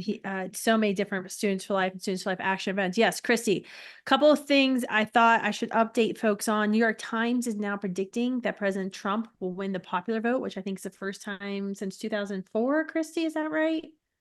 Absolutely. The first time Republicans historically win the Electoral College and lose the popular vote. It looks like we can do both this time. That's very exciting. Maybe they'll shut up about abolishing the Electoral College after this election. That's right. Now we all love the Electoral College. Which would end our representative republic as we know it. Another thing that came in, Senator Pete Ricketts won re-election in Nebraska. Senator Josh Hawley just won a re-election in Missouri. So that is very good for our Senate numbers. We are up to 49 Republicans in the Senate. You need 51 for a majority. So we are so close. The Nevada, Montana races are going to be important. We're at 205 electoral votes to 117 for Harris. Another thing that was interesting, one of our former Dustin, EDs at Students for Life Action, is texting me. He wasn't watching live. He's been texting me. I said, you know, you keep texting me when I'm live. He's helping me out here. A CBS News exit poll in Michigan, per their polling team, tweeted, quote, younger voters 18 to 29 are narrowly going for Trump right now in Michigan. This deficit for Harris is in large part to young men in Michigan who seem to be more pro-Trump. I could have told you that. I'm on campuses all semester. That is massive. Super excited about that. CNN has officially called Ohio for Trump, which I think Fox called before. Decision Desk has called Georgia for Trump. We'll see if Fox and CNN and others follow. Decision Desk tends to be a little early on their calls. But Trump is leading in Georgia 52 to 47. That is going to be the black male vote, which actually he won one of the highest percentages ever in 2020, Donald Trump. And it's at that percentage has actually even grown this year. There's a tie in Arizona with 49% counted. Harris is slightly ahead in Wisconsin and in Michigan. There is a tie in Virginia with 68% ballots counted. That is going to be a big deal. That would be a major upset if we saw Virginia flip. Very excited for that. I'll be very happy for all my friends in the rest of Virginia who always seem to have to pay for the bad, stupid decisions of Fairfax and Arlington County. So I'll be very happy. Jed, this one is for you if we win. And now I'm going to bring in Chanel Jacobs, our VP ED of Students for Life Actions. We'll be introducing our next special guest. I'm really looking forward to this conversation. Hey, thank you, Kristan. We're excited to welcome Andy Roth, who is from the State Freedom Caucus Network, who are key allies of Students for Life Action in our legislative races and in state houses across the nation. Thanks for joining us, Andy. Hi, thanks for having me. Yeah, we're glad to have you here. Let's just start with your perspective on Virginia. You had mentioned that while it's somewhat of a long shot, it could be a pivotal moment if Trump wins. What impact do you think a close race in Virginia will have on the pro-life movement, legislative elections, conservative advocacy, everything moving forward? Yeah, I actually work the polls in Virginia. I'm in Oakton, Virginia, which is in Fairfax County. I live in an 80-20 Biden area, but I work the polls today, and I was handing out as many GOP ballots as the Democrats were. And I had a lot of people come up to me just more excited than ever. So I do think that at the end of the day, don't get mad at me, I do think that Virginia is going to go to Harris, but I do think that it's going to be such a tight margin that Trump is going to overperform as he is in a lot of these states. Virginia as a state and the state legislature has a lot of work to do, even though Youngkin is at the top. The legislature is very divided, and they have those off-year elections. So I'm not expecting a whole lot in Virginia, unfortunately. But just so your listeners know, I run the State Freedom Caucus Network, which, like the name sounds, we try to create freedom caucuses in the state capitals. And the Georgia Freedom Caucus was the first one that we launched in 2021. Then we went to South Carolina, then South Dakota. We're in Illinois, of all places. Arizona, Pennsylvania. So we have 12 of them all together.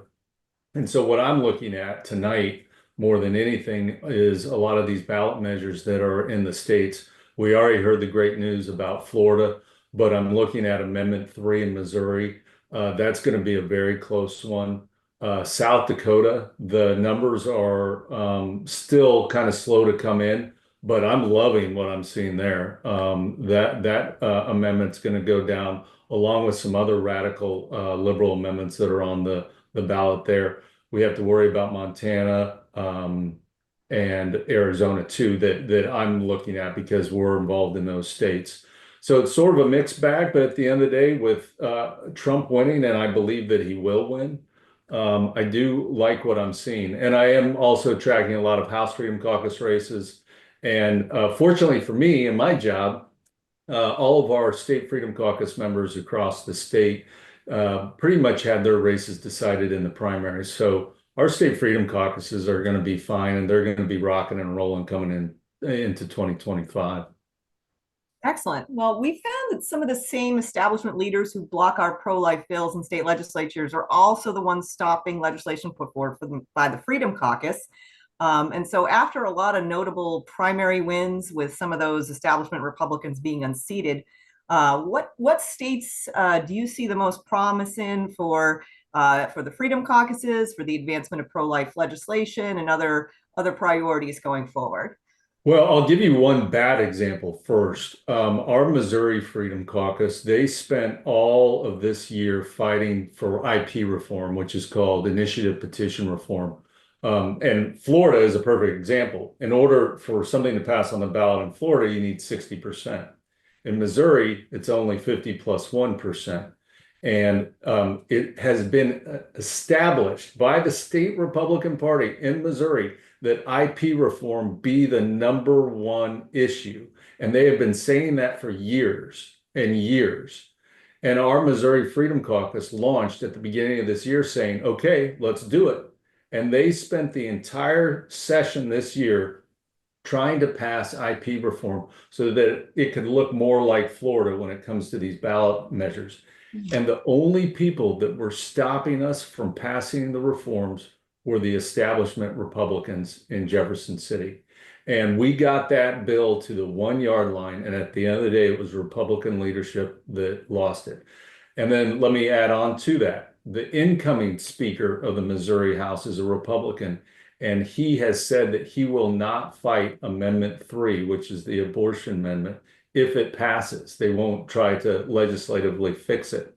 I just learned today that our vice chairman, state House member Justin Sparks, just got punished by the incoming speaker because he publicly challenged that speaker, and he got punished by he had his office taken away from him. So when he goes back into the legislature, he will not have an office because of the punitive measures of the speaker. So that's the bad news. Although we're going to take that and fight even harder in Missouri. In Wyoming, our Wyoming Freedom Caucus launched last year with only 8 members. And quickly, within a few months, we were able to double in size from 8 members to 16. Now, I'm going to throw a bunch of numbers at you, but in the Wyoming House, there are 57 Republicans to only 5 Democrats. 57 to 5. So you would think that we would be able to pass all sorts of amazing legislation. And we did, frankly, on abortion. We were able to ban chemical pills and other things. But for the most part, that 57 to 5 majority is fake. When you look at the actual voting records, it's 26 conservatives to 36 liberals. So liberal Democrats are in charge of the Wyoming House. Now, the great news is that our Wyoming Freedom Caucus not only won all their re-elections, but they recruited a lot of candidates. And starting in 2025, we will have a conservative majority in the Wyoming House, and a Wyoming Freedom Caucus member will be the Speaker of the Wyoming House. That is phenomenal. We have completely flipped that state. And I know that a lot of your listeners are thinking, Wyoming's a red state, it's fine. It's not fine, but it's going to be great starting in 2025. And the same thing happened in Louisiana. I'll just give one more example, and then I'll hand it over to you. But in Louisiana, we did the same thing. They started with only 9 members in the Louisiana Freedom Caucus. They quickly more than doubled to 20. And then Jeff Landry won as governor. And now we're able to pass all sorts of wonderful legislation. So what I'm saying is that we've cracked the code. We now know how to win in these states. And it all starts at creating freedom caucuses, pushing the fight towards not only the radical left, but the GOP establishment. And then we can totally transform this country. And so I'm just thrilled at everything we're doing. And I'm thrilled to partner with allies like Students for Life. And I'm more excited for 2025 than ever. Thank you, Andy. Yeah. In Wyoming, we certainly know firsthand about some of the changes that we've seen there. The first time that we tried to pass that chemical abortion prevention bill in Wyoming, it failed its first vote. We only got 18 out of those House members to vote in favor of it. But we took that roll call vote and we educated voters, and we told them, you know, your incumbent state rep has run as pro-life, but here he is on record speaking on the House floor about why we shouldn't end chemical abortion in Wyoming.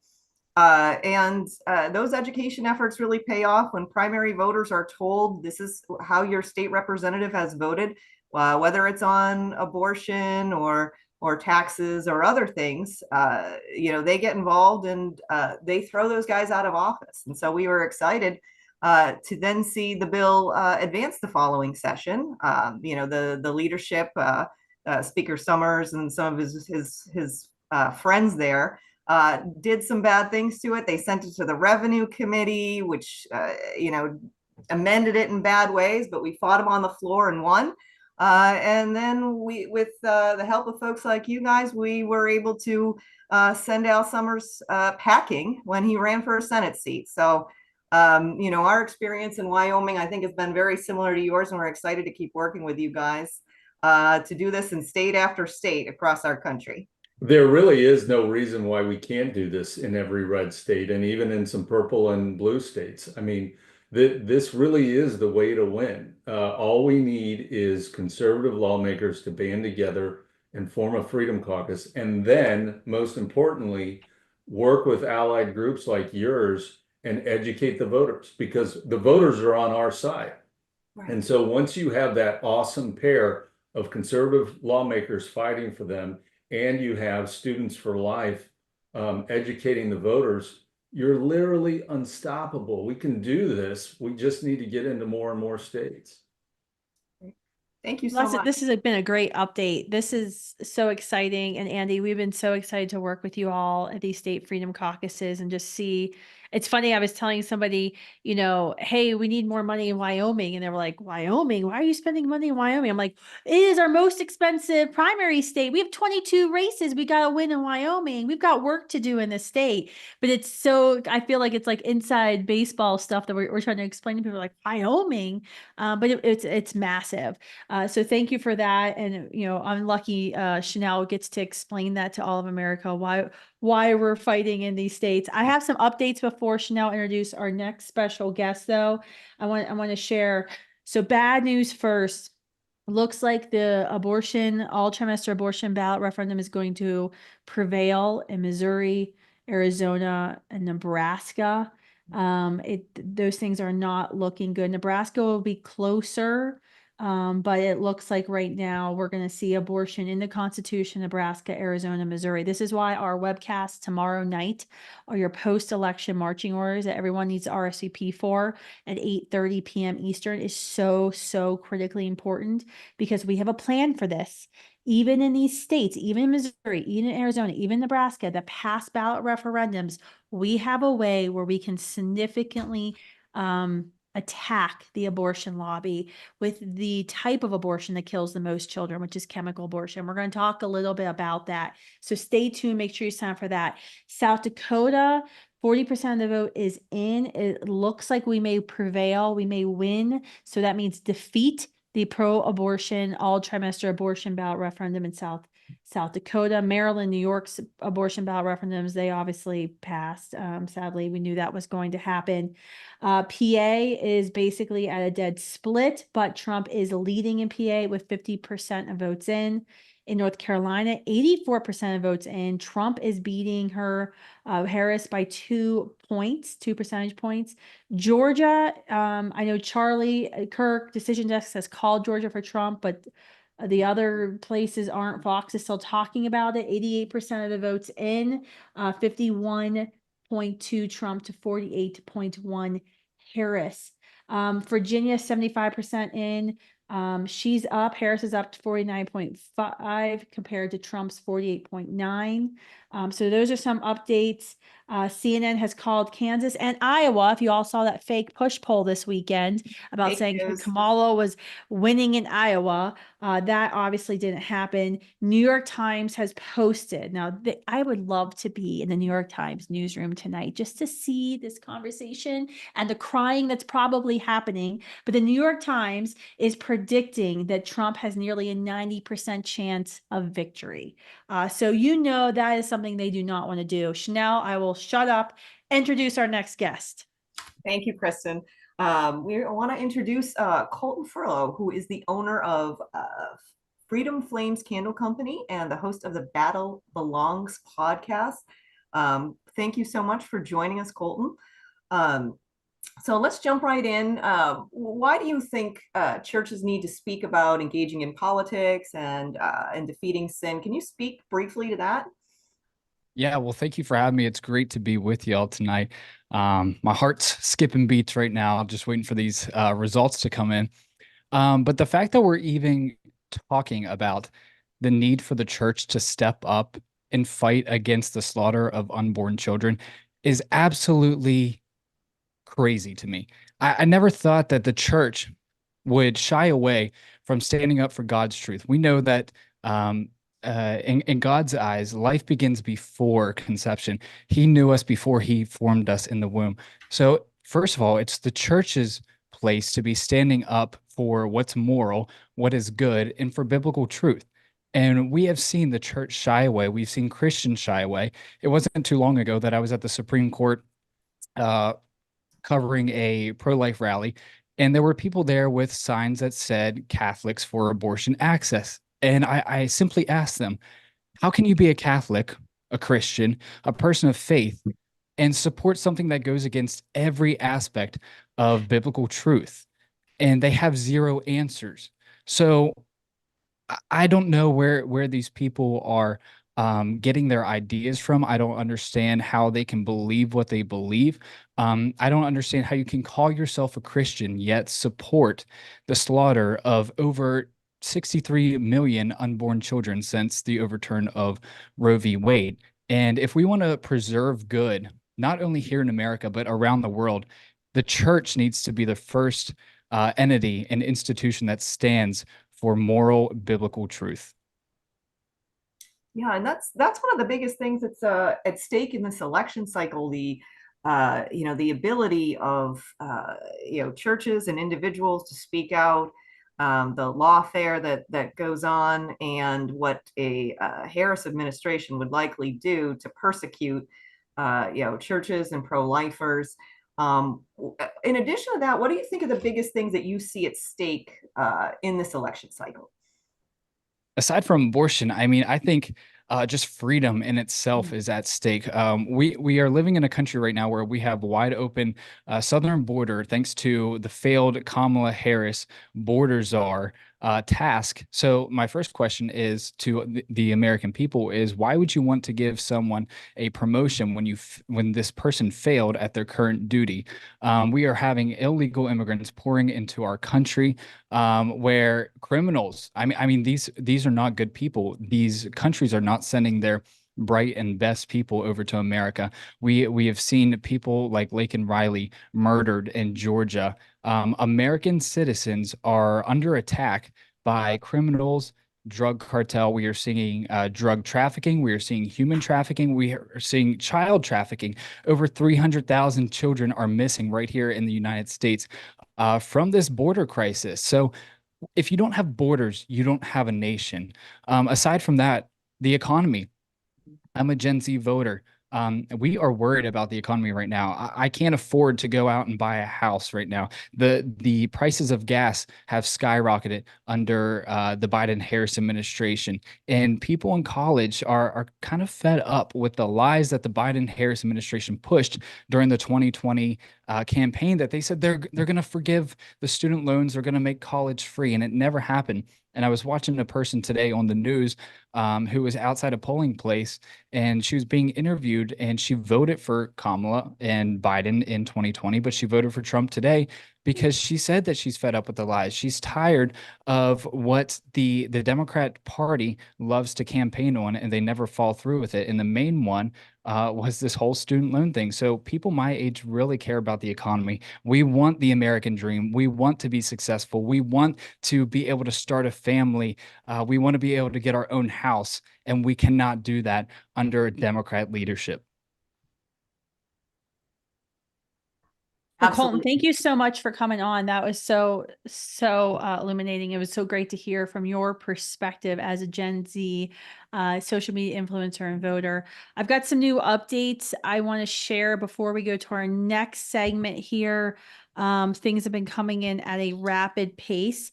The big news that folks need to know is CNN's reporting that 3 House of Representative seats have flipped.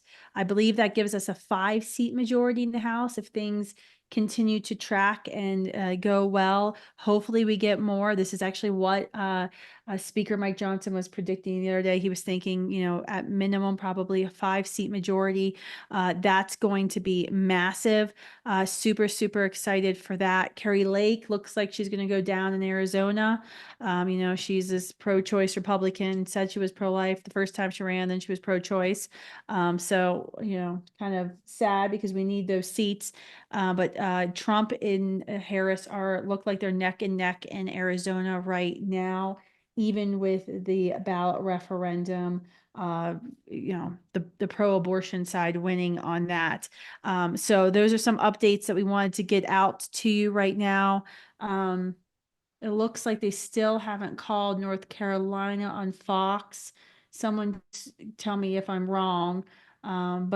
But New York Times is, once again, pushing a 90% chance that Trump wins, which once again, I wish I was sitting in some of these newsrooms tonight. Nevada is still too close to call. Pennsylvania is still too close to call. Trump 50.8 to Harris 48.2. Trump is getting 3 of the 5 electoral votes in Nebraska. Stupid Nebraska. Nebraska. Once again, dividing up their electoral votes. So that's a problem. Yeah, Carrie Lake is getting blown away. McCormick in Pennsylvania just took the lead. So that's going to be obviously a too close to call race. Ohio, I was saying they were looking good for the Republican challenger Moreno, which would be a pickup. That's good. Oh, Senator Braun, who is running for Indiana governor, not a surprise. He was just called for his race. That's going to be a great one. Obviously, Jim Banks, who's a congressman, awesome pro-lifer. He's now moved up to take Braun's seat in the Senate. That's going to be amazing. So we are still at 211 electoral votes for Trump, 117 for Harris.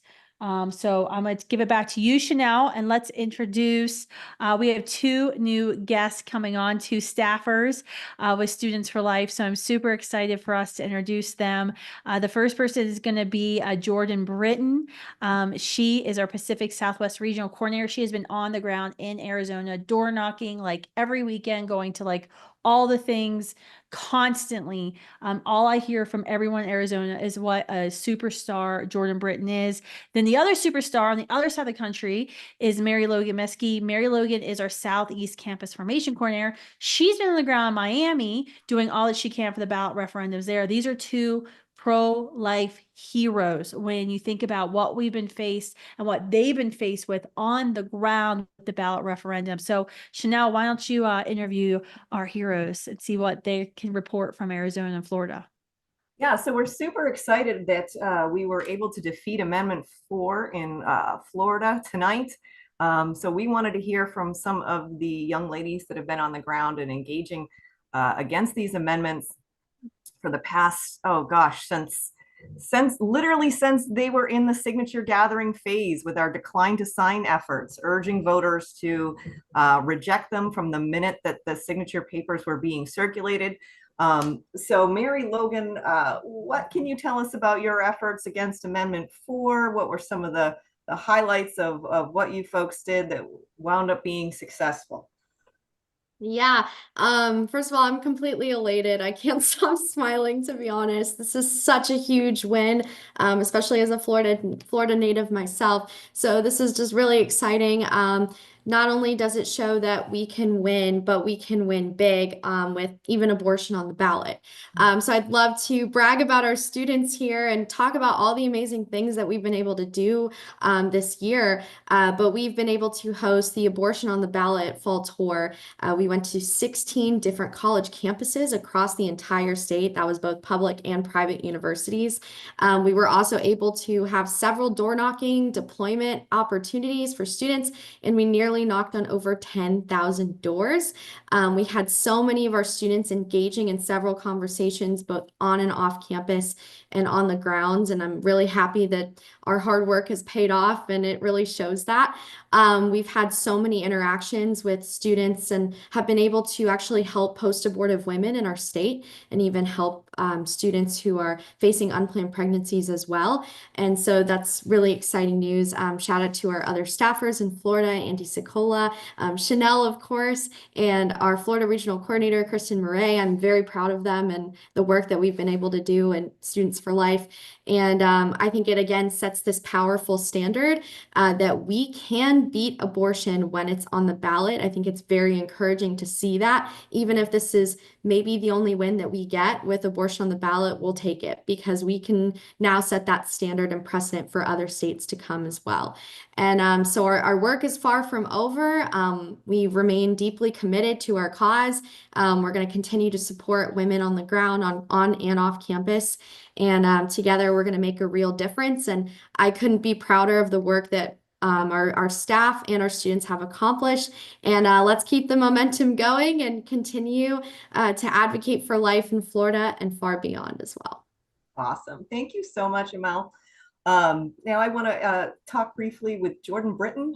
Jordan, out in Arizona, you had probably our most successful deployment, students knocking doors in crazy, crazy heat, reaching voters, not just on the ballot question, but also some key legislative races that will help decide whether pro-life forces, whether Republicans continue to control the state legislature.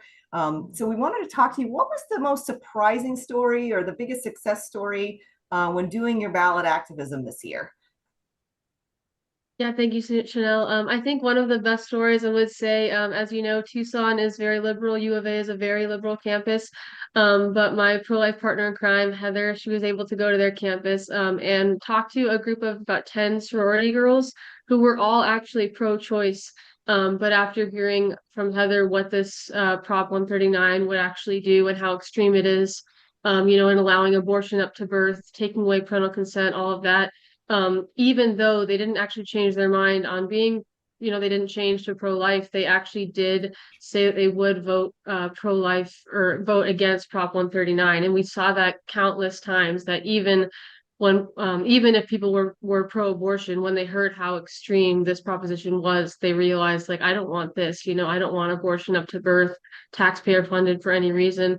And we saw that time and time again, but also we did see so many people like at the doors saying, no, I would never vote for this, who were pro-life. I had a great experience door knocking in Tucson. I had media with me, and this man was a father of 4, and he was just so excited to say that he was voting pro-life, voting against this. And he was like, sure, take a video, and he took a bunch of signs and information to pass out. So I've just been really encouraged by how many people, regardless of how this goes, how many people understand that life is valuable and abortion should never be legal, especially post viability.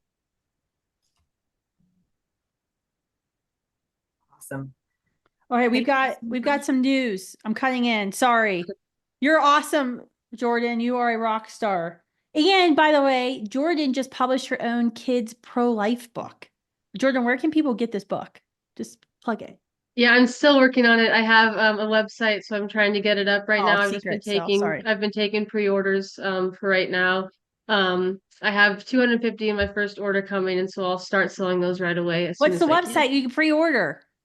So my website is babystepsusa.org. Love it. Okay. Great job. That's so exciting. Thank I don't know you. how she managed time to make a children's book, and despite everything going on in Arizona this past year. Electorally, 212 for Trump, 119 for Harris. Big news is, so we've got the 3 House flips that I mentioned at the last break. We got another Senate flip. Election Wizard is calling, I don't know if Fox is called yet, the Senate seat in Ohio for the challenger Marino, the Republican. I don't know how good he's going to be in a life issue. He's been kind of repeating the Donald Trump thing of like, we can't do anything. It's a state issue. So we're going to have to do some lobbying pro-life, Jen. This is going to be easy, but that's going to be huge. That may be at 50. That may give us 50 to control the Senate. Fox hasn't changed the numbers yet. So excited about that. Can someone confirm how many Senate seats we are with Marino now? Are we at 50? Does anyone know? No. All right. Everyone's being quiet. Okay. Well, I think we're close to 50, close to flipping the Senate. That's going to be huge. South Dakota Amendment G, the late term, all term trimester abortion ballot referendum. It looks like it's going to lose. It's going to fail. That's going to be a pro-life victory there. The other victory to talk about tonight, I love victories. This is so much fun. Senator Patricia Rucker of West Virginia. She is a state senator. She was the lead sponsor of one of our chemical abortion prevention acts. The party came after her. We had to make sure to educate voters in her primary. And then there was a race in the general. She lives in a pretty, blue leaning county in West Virginia. It's right there on the border with Maryland, if you know what I mean. So that's like the problem. But she looks like she has won. Yes, we are at 49 Senate seats. Looks like we will probably flip the Senate tonight, meaning if President Trump wins, as the New York Times is predicting, we will have a trifecta in Washington, D.C., and leftists will be crying and probably terrorizing our cities by tomorrow. I hope some of you stocked up at Costco like I did. All right, Chanel, can you introduce our next rock stars? We have some amazing heroes that are on the line. These are like my heroes that are on the line. So I hope you are as excited as I am about these next guests, because I am gay. Like, these are the guys that we elect to the State House who go and engage the fights. We can send out angry text messages and emails and direct mail letters, but it's kind of easy because I'm sitting behind a desk and I'm thousands of miles away sometimes. These are the guys who have to go up to their colleagues at their state houses and demand they take the tough vote standing up for babies. So excited. Go ahead, Chanel, take it away. Thank you so much, Kristan. We're super excited about the recent election outcomes, particularly in the primary. And these wins, our next few guests are representative of them. They will help advance Students for Life Action's legislative priorities as we enter the next legislative session. But before we get to all that, first we have Oklahoma Republican Party Chairman and State Senator Nathan Dahm. Senator Dahm has been somebody we work with for a long time, who helped force roll call votes for us and who helped pass a bill that he sponsored that we were instrumental in getting filed, Oklahoma's Life at Conception Act, which was part of which was struck down recently by some of their state Supreme Court judges. And we have an update, I think, that it looks like those races are very, very close. Those three judges who were appointed by Democratic governors, we engaged in an effort along with the Oklahoma GOP to deny them their reelection. So with that, I will turn things over briefly to Senator Dahm. What results do you see tonight in those judicial races, some of the other legislative races that will really impact legislation going forward? Oh, you're muted. Oh, I think you're muted, Senator Dahm. Let's see. Here we go. All right. Okay, great. Well, thank you all. Yes, always love working with Students for Life and Students for Life Action, everything that you guys have done in Oklahoma.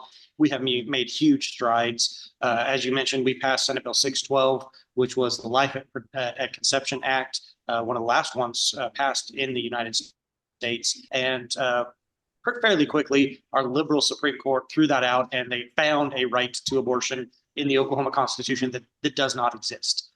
3 of these judges were up for retention tonight.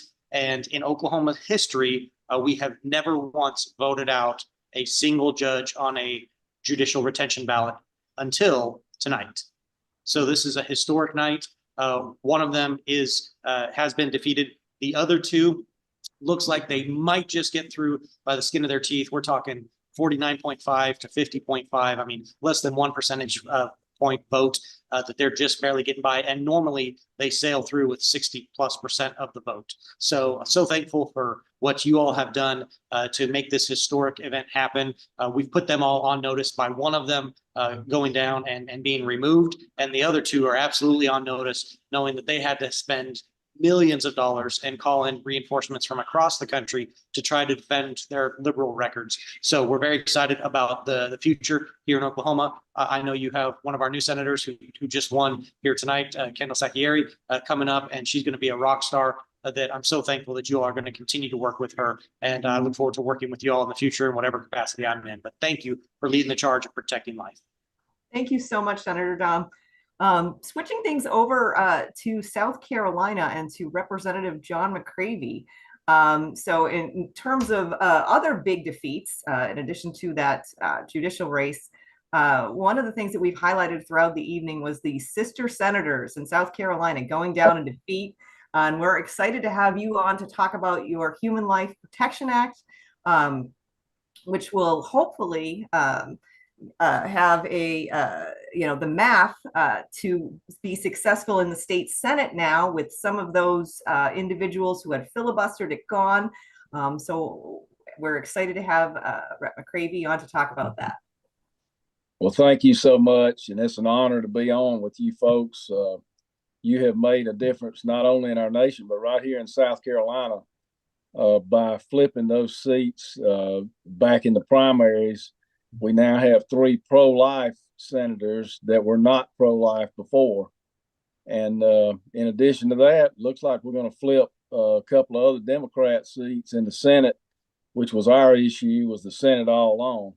So we exacted, promises from our leadership in the Senate and the House to bring up the Human Life Protection Act this year.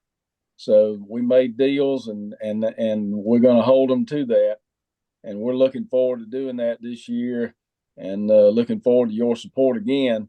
with that, because I think we have a state that's ripe and ready for that. We need to go beyond the heartbeat bill and go ahead and protect all of our children when a woman is known to be pregnant. Excellent. Thank you so much, Representative. We're so excited that you're going to be reintroducing that bill. We expect, as you said, smooth sailing again in the House and perhaps even smooth sailing in the Senate. And we'll keep everybody posted about what they can do to help protect all preborn babies in South Carolina and make that state abortion free. I'm cheering you on, Senator. Hey. So now we're going to go to Senator-elect Kendal Sacchieri. Kendall is somebody who has successfully challenged an incumbent. Congratulations on your election tonight. What did the election results reveal about voters' concerns regarding pro-life issues in Oklahoma? And how does your election shape what's coming up in the incoming legislative session in Oklahoma with your defeating an incumbent?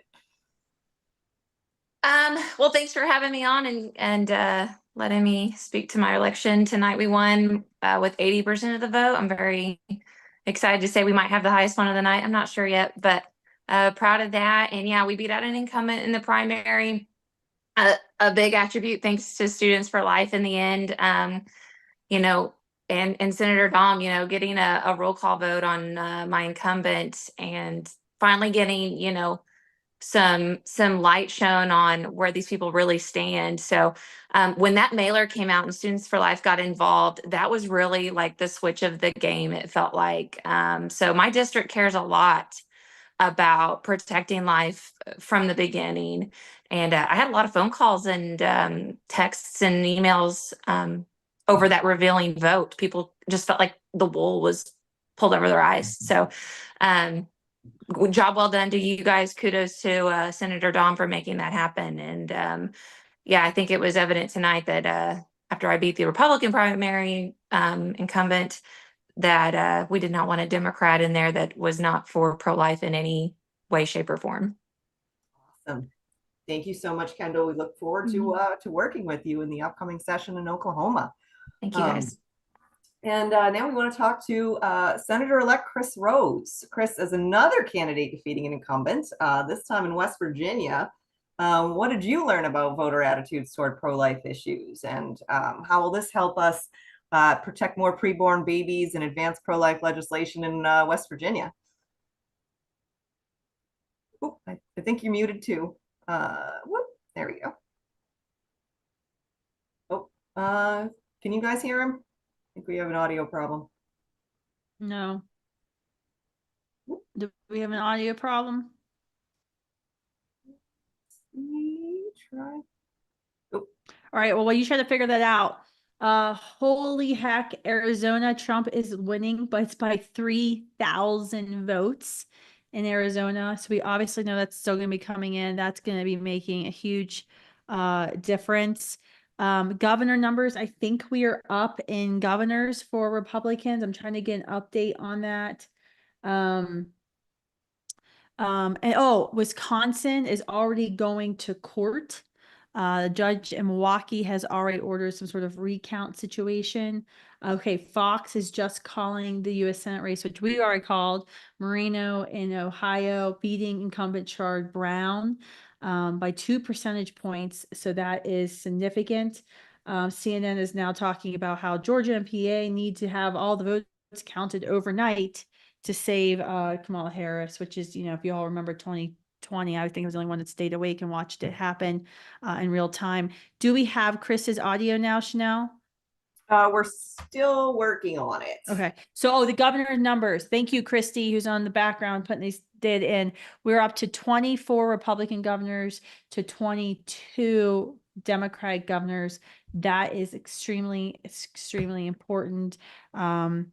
Okay. And Kamala Harris, thank you, husband Hawkins, is now trailing Biden in key Wisconsin counties and bellwether counties in Wisconsin, as well as key Eastern PA counties.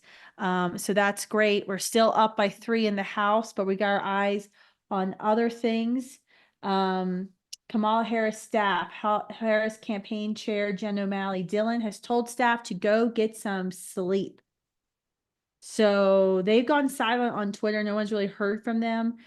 But this is how the steal happens. So this is, concerning to many of us who remember and are still triggered by 2020 efforts and what's going on. Do we want to move over to our next guest, Chanel and Kristi? Yeah, let's see if we have Chris's audio fixed at this point. Hit the unmute button, Chris. Can you hear me now? Yes, there he is. Okay. All right. Just a little Chris. bit of leaving the meeting and coming back. So to answer your question, I learned here on the campaign trail in the primary, because, we were unopposed for the general, that West Virginia wants to very aggressively pursue being the most pro-life state in the union. As many of you in Students for Life know, I took on the Senate health chair. While West Virginia has had a lot of big wins in the pro-life movement, he fought us every step of the way. And, groups like Students for Life came in and helped us take on a very entrenched incumbent who spent $1.2 million for a state Senate seat in West Virginia. And we beat him by 30% with, $50,000 of our own and a lot of help from you guys. But, there's a lot of issues still left to do, like the chemical abortion pill. That's a big issue here now, as we have no abortion clinics left in West Virginia. They're seeking options going out of state. A lot of people at Planned Parenthood are trying to bust people. I call it human trafficking them out of state. We got to address that issue, but also the chemical abortion pill. And I think with, the Attorney General Morsi's big win tonight as our next governor, and a lot of the wins we had in the primary, we're going to be able to be very aggressive about going after that and actually truly creating a true culture of life here in West Virginia and lead the nation and be a model for the rest of the nation.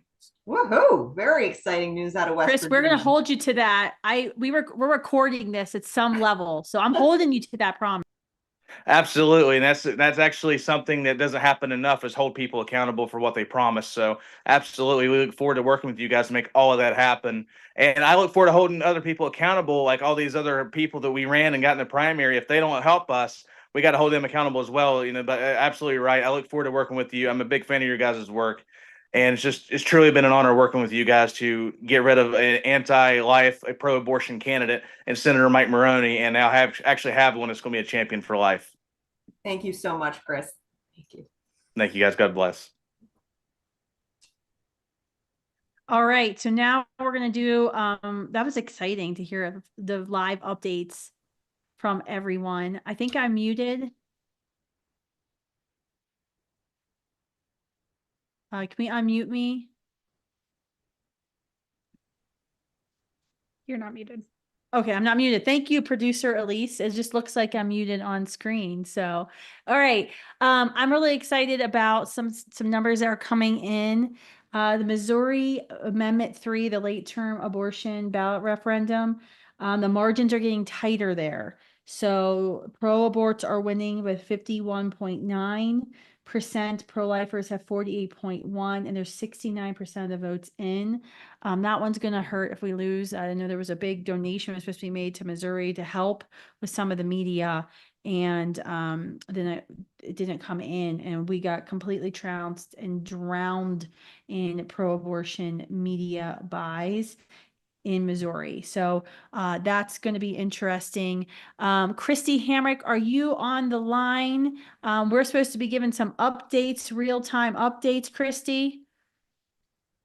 Yes, I sure am. Oh, you're there. I am. All right, great. Typing it all in. I know the on button.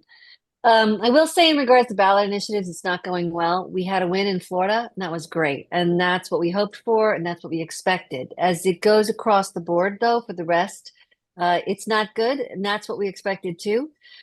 I will say, though, for the last 6 months to a year, we've been preparing for a package of legislation that can run in any state, and frankly, at the federal bill. And we're going to announce that on November 12th. We're going to have a huge event. We have a mini row rollback. And one of the reasons why we called it that was because in these states with ballot initiatives, the assumption of the abortion lobby is that our hands are tied. There's nothing we can do. And I would say in that Looney Tunes kind of way, you don't know us very well. You have not paid attention to who we are and what we can do. 50 years we waited to get rid of Roe, and these mini rows are not unassailable. But the math so far is in general, it's running high 50s, low 60s. not all of them are confirmed, but most of them are bad, minus Florida. Mhm. And in Nevada, for example, we don't yet have any data at all. But I But we think won't South be Dakota will surprised. pull off South Dakota, the South Dakota one, I think, right? Have we seen the latest data from that? What we have in South Dakota, let me pull it up. I dropped it in the chat. South Dakota right now, they only have 23% of the vote in. Okay. And right now it is no, it's 64.1%.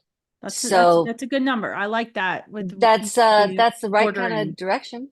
Yeah. Yeah, So it's in the right direction. Missouri, it's going to be a hard battle, but like I said, it's getting close.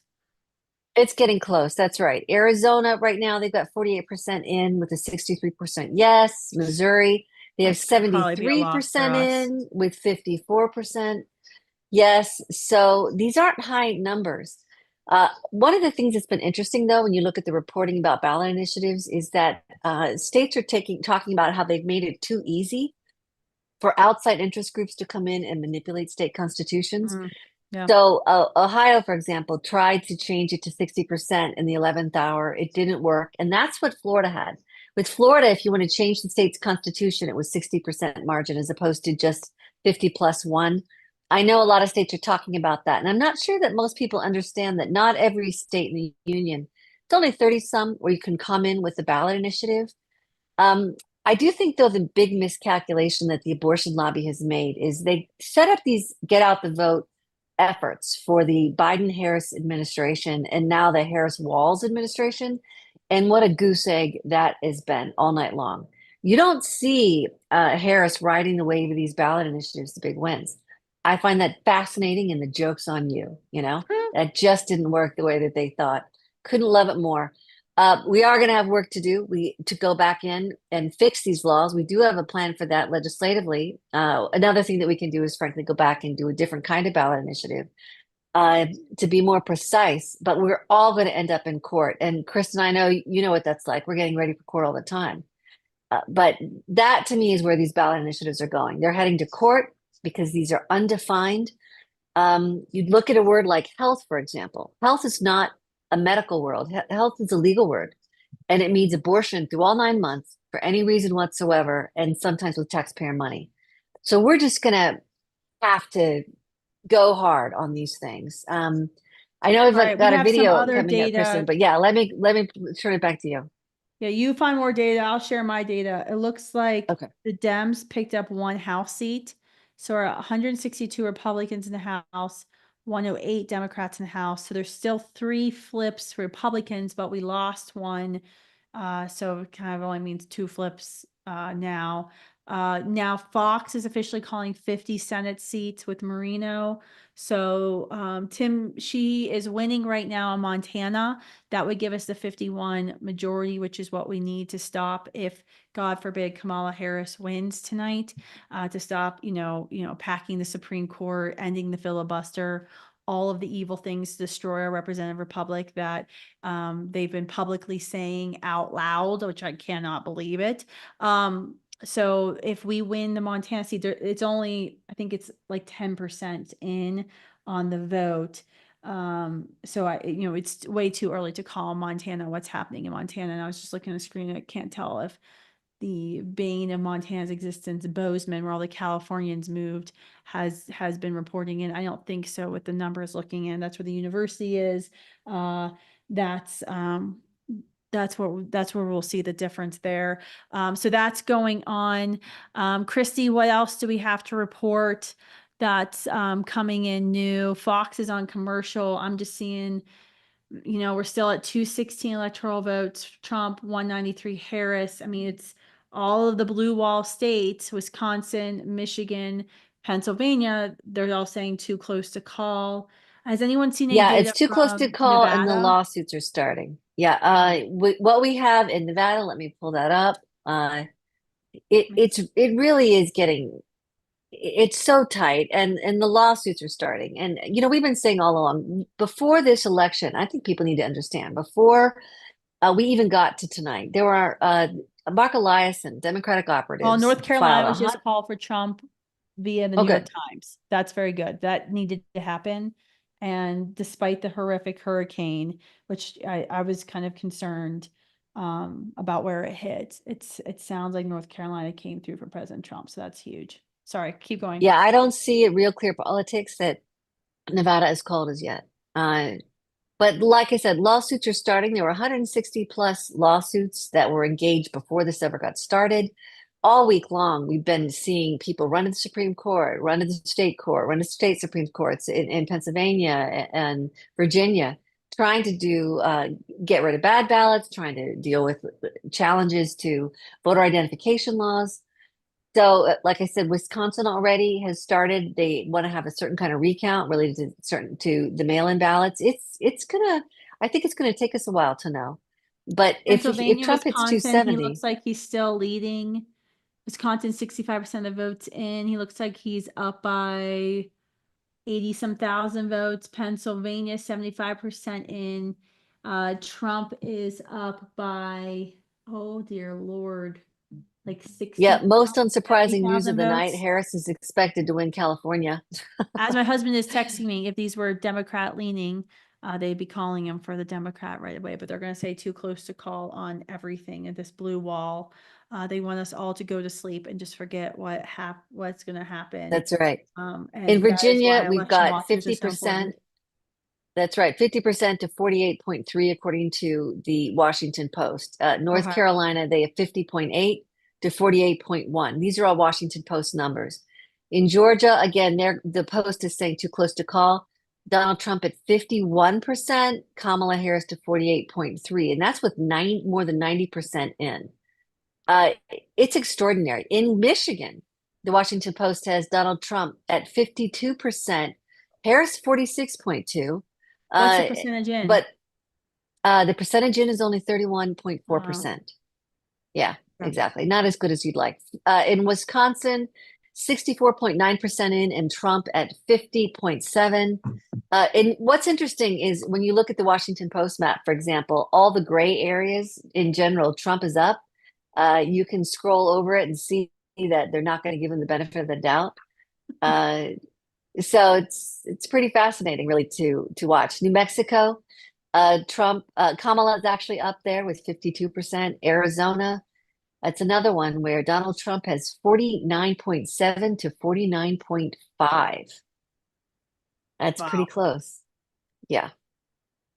All right. Are there any other more updates that we've been missing? Does anyone have any new data from the Missouri Amendment 3 that something I've been watching, or South Dakota?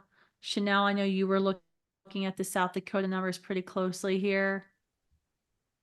Yeah, we continue to do well in South Dakota, and the margins are closing in Missouri, but it's a question of whether we will get there. Okay. The latest, let's see, looks like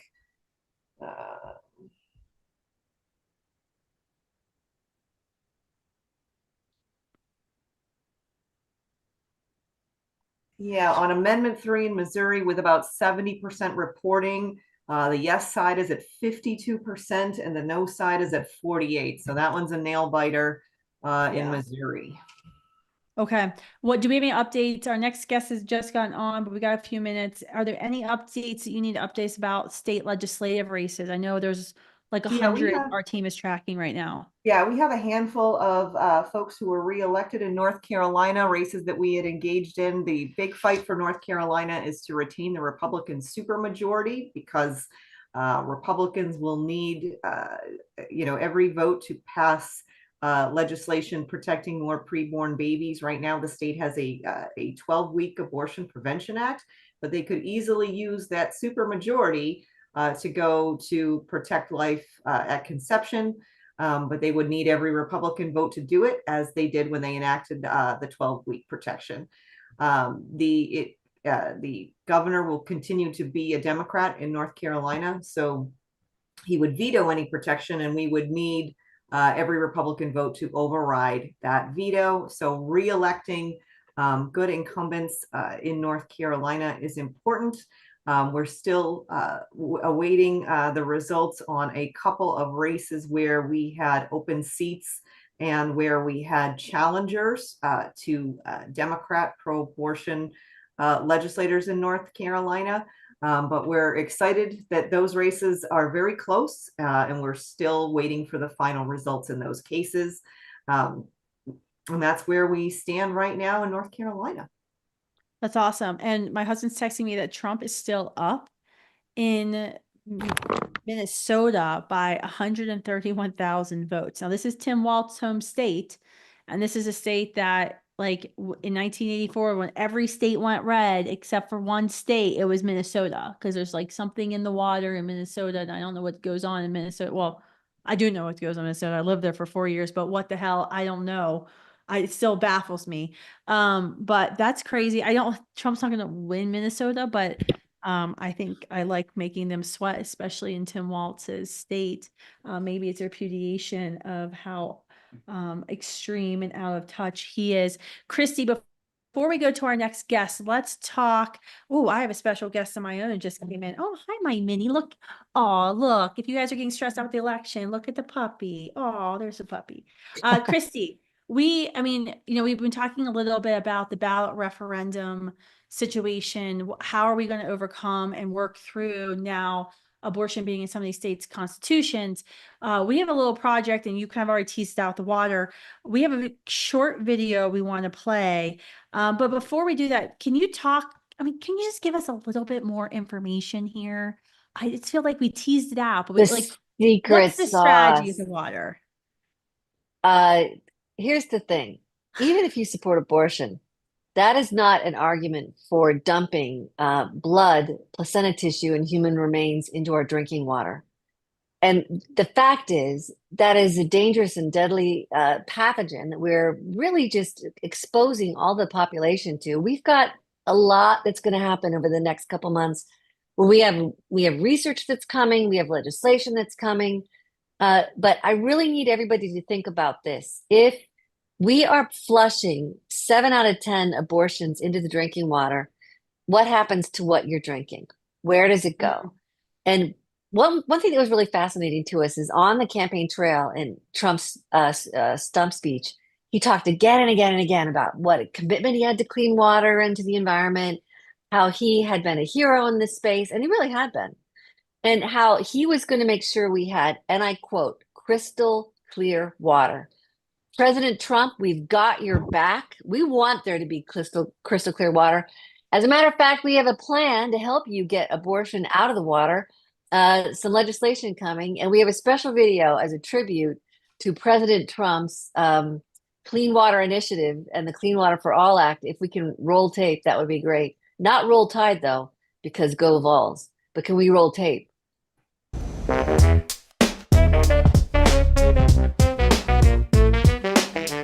We want crystal clear, beautiful water.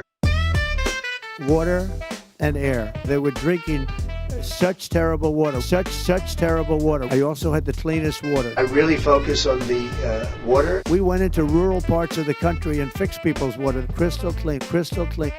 And we had the cleanest water. And we had the cleanest water. Water, water, water, water, water, water, water, water.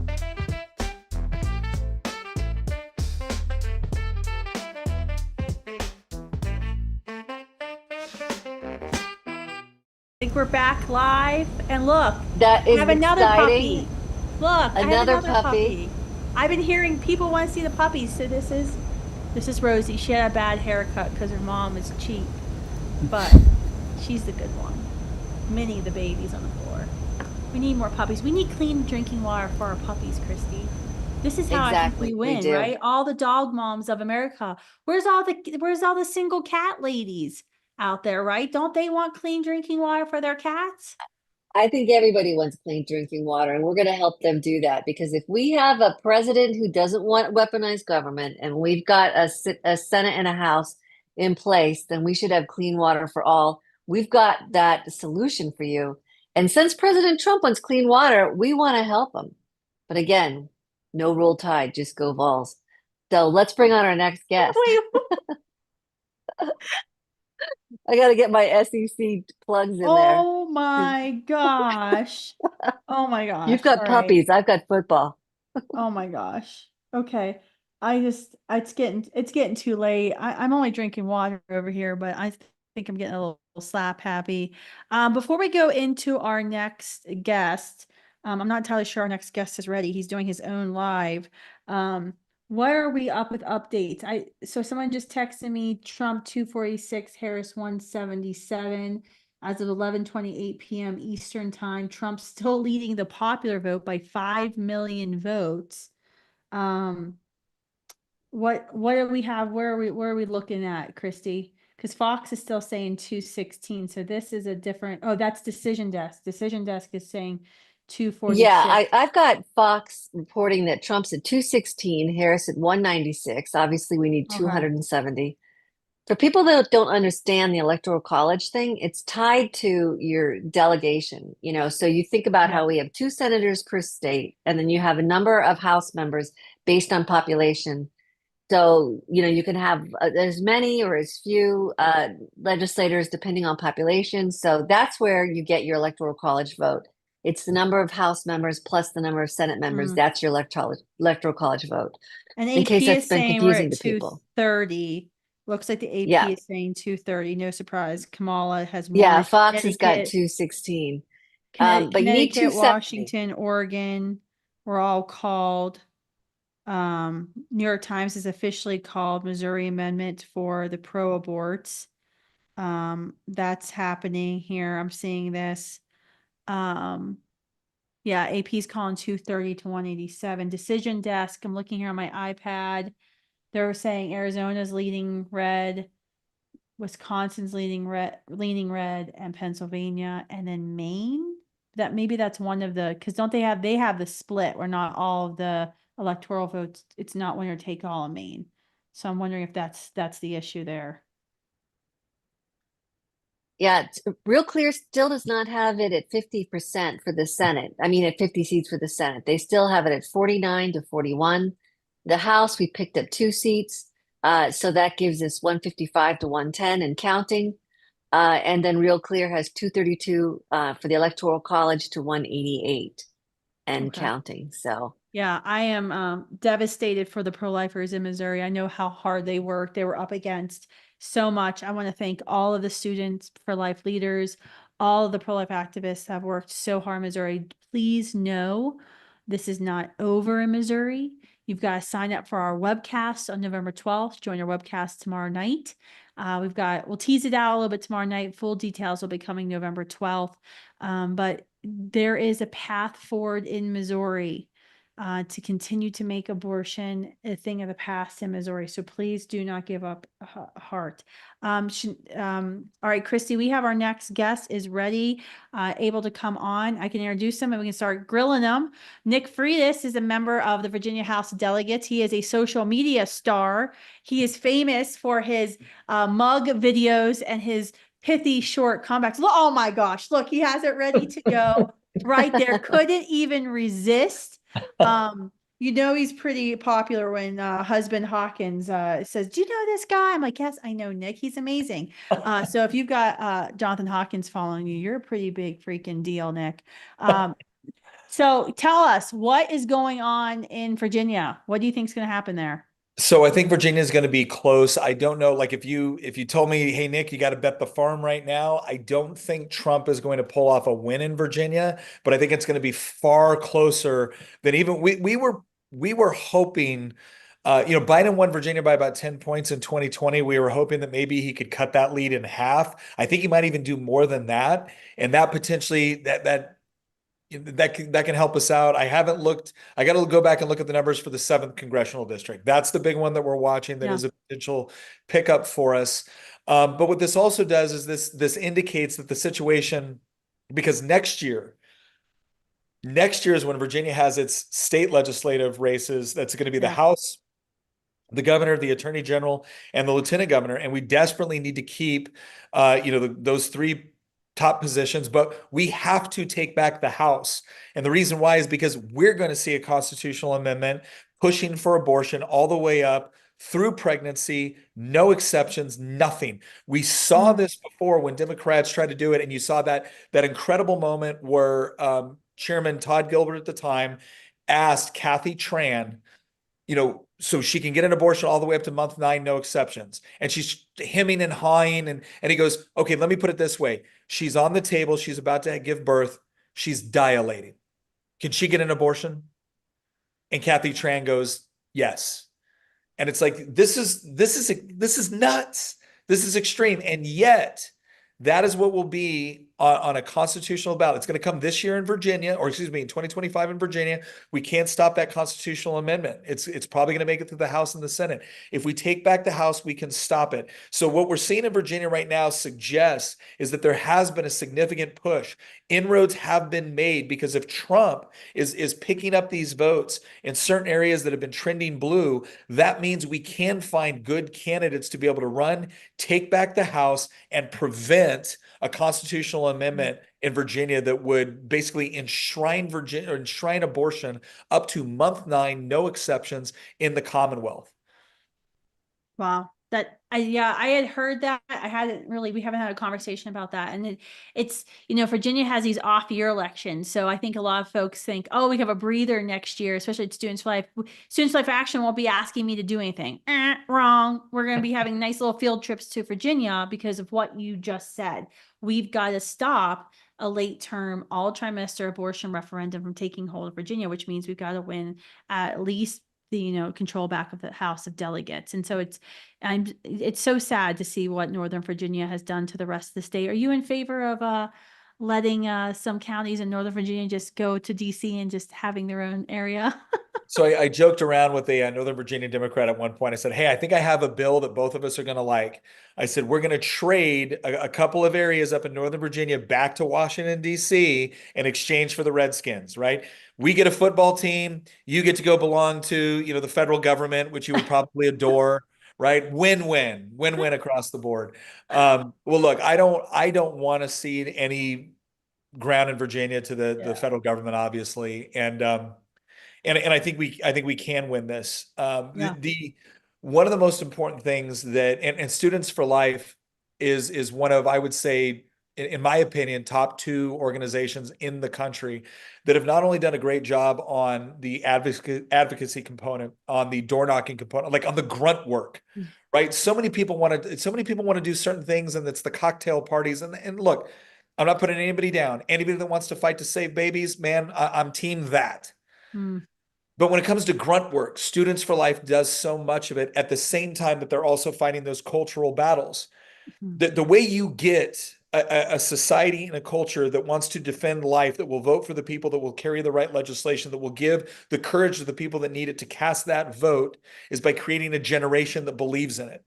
And you guys have done an absolutely excellent job of fighting for that in some of the ways that are the most important, that are going to shape what the future looks like. So look, I'm very excited about what's happening tonight. I think it's positive, but I'm more excited for the momentum that I see happening within youth movements that are focused around this most basic and fundamental of moral issues.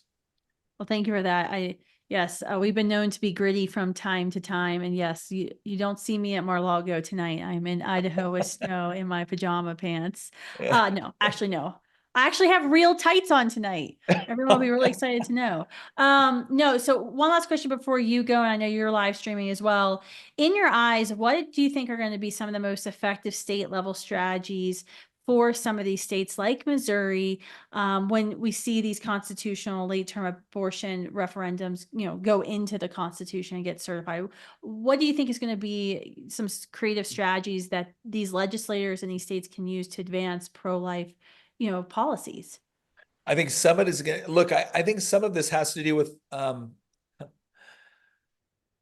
I want us to be a big tent to the extent that we are willing to work with people that, may not go the entire way that we would like them to, but are willing to philosophically move the ball down the field. But part of this also comes, and I believe this, when people that claim to be on our side demonstrate that they are not, there needs to be a price. There needs to be a price that is paid for that. Because if I'm all about trying to keep honest people honest. I'm all about trying to give people the courage that they need to do the right thing. But when someone has demonstrated that they will not, under any conditions, get rid of them. And being active in primaries is going to be something that we need to do, not for everybody, but we should probably pick a couple of races where we make our presence felt Because when you're having those caucus meetings and when you're talking about what you're going to do and what you're going to carry and what the strategy is going to be, it can't just be all, well, this is too hot an issue. It's going to cost us our seat. I want some of these people to know that, you know what's also going to cost you your seat? Being a coward. Being a coward will cost you your seat. Being a traitor will cost you your seat. And so, look, I think that's going to be necessary in certain races. I think it's going to be necessary in certain races. And then the other part too is for us to be smart and strategic with the arguments that we make, to recognize that this is this is going to be a long-term cultural battle in some places. And so sometimes the legislation that we're going to pursue is not going to be as on the nose. Sometimes the legislation that we're going to pursue may be in the educational environment. It may be about, once again, making sure that students understand what is actually going on in the womb. Because I'm a firm believer that once you start to show people what is actually taking place, as opposed to the cheap marketing that you get from the abortion industry, all of a sudden people wake up to it. One of the most powerful things I have had sent to me on social media in the last several months was I talked about something on the life issue and about how all the Democrats were really offering people was abortion, abortion, abortion. And this one father responds to a post I made in X.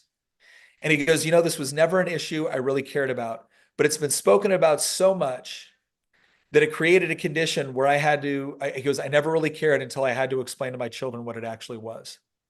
And for anybody that has a small child, maybe under the age of 10, that is inquisitive enough to ask, but also inquisitive enough to not fall for the cheap marketing. You know, oh, it's about reproductive rights. What does that mean? It's about women's health care. What does that mean? Well, when a woman has a baby in her, and then what happens? He had to explain it. He had to strip away the cheap marketing and explain what it actually was, and it changed his mind on this. And so that's what we need to be looking about. We need to be looking at the states and the areas that we're going to be looking at. We need to look at the legislators. We need to look at the conditions in the ground. We need to be looking at what legislation we can do to kind of move the needle within our educational environments, within our youth. We need to once again reinvigorate this idea that one of the most beautiful and miraculous things that God ever gave to women was the ability to carry human life, and to view that as some sort of curse or something standing in the way of your fulfillment is just absolutely horrible, and we should treat it that way. So I think part of it is that it's picking the right strategy for the right state with the right legislators, having the right messaging, being smart about what we talk about. But look, I realize we can't get everything we want in certain places. And so we got to be smart. But man, if this isn't something that we as conservatives, if we can't conserve human life, what the hell exactly are we conserving? Amen. And so I think it's time that we push back a little bit, strategically, smartly. We push back against this narrative that we can never win this. Because if we can't win this issue, quite frankly, and I don't mean this flippantly, on some level, you don't deserve to win the rest. That's right. Thank you, Nick. That was awesome. And I appreciate you moving from one room to the house to the other to come and share some wisdom with us, because I think you're absolutely right. And that's exactly what we've been doing in Students for Life Action. It certainly doesn't make you very popular to hold Republicans accountable in the primary process. But it was an area that we felt when we started Students for Life Action, it was really a gap within the pro-life movement where we weren't seeing, we weren't seeing momentum. And that is what we've seen. We've demonstrated tonight with some of the victories, some of the legislators we had on before you, Nick, talking about how we were able to engage in the state races, in the primaries for like $1,100 a win. But now, we move to the general, and we have to do it strategically, because you realize sometimes you move to a right in a district, and then if the district's purple, you're going to lose that seat to a Democrat later. And sometimes you have to be, strategic about what elections you pick. However, we need to, it's the time we hold folks accountable. And I think that's going to be even more important than ever before, especially with Donald Trump and other federal Republicans, Moran know the Senator-elect Maria from Ohio saying things like, well, abortion's not a federal issue, it's a state issue. Well, that means the state government and the state leaders have to get to work. I'm going to give a couple updates here. Looks like Republicans are going to have a pickup of a U.S. congressional district in Pennsylvania, PA 7, which would be a pickup. It's a defeat of a U.S. congressman. So that would put us a +4 pickup. Well, really a net of +3 because of the one lost. It looks like the AP has called Virginia for Harris, and the U.S. congressional race that Delegate Freitas mentioned earlier, CD7, Virginia, looks like the Democrat is winning on that. That is the congressional district for the Students for Life America headquarters. Much of our team was out there today off working in the polls. And don't, Minnesota is not disappointing. Kamala is leading in Minnesota again. So as we kind of predicted there. All right. So our next guest, I'm so excited to have on is Lindsey Graham. She is a co-founder of Pretty Little Patriots. She's an author and speaker. Lindsey, thanks for coming on tonight. Oh, Lindsey, you're muted, I think. Thank you so much for having me. Monumental night. Oh my word. It is going to be fun. I know we're like going to be done with this live stream in 15 minutes, and I think I'm going live on my Facebook account.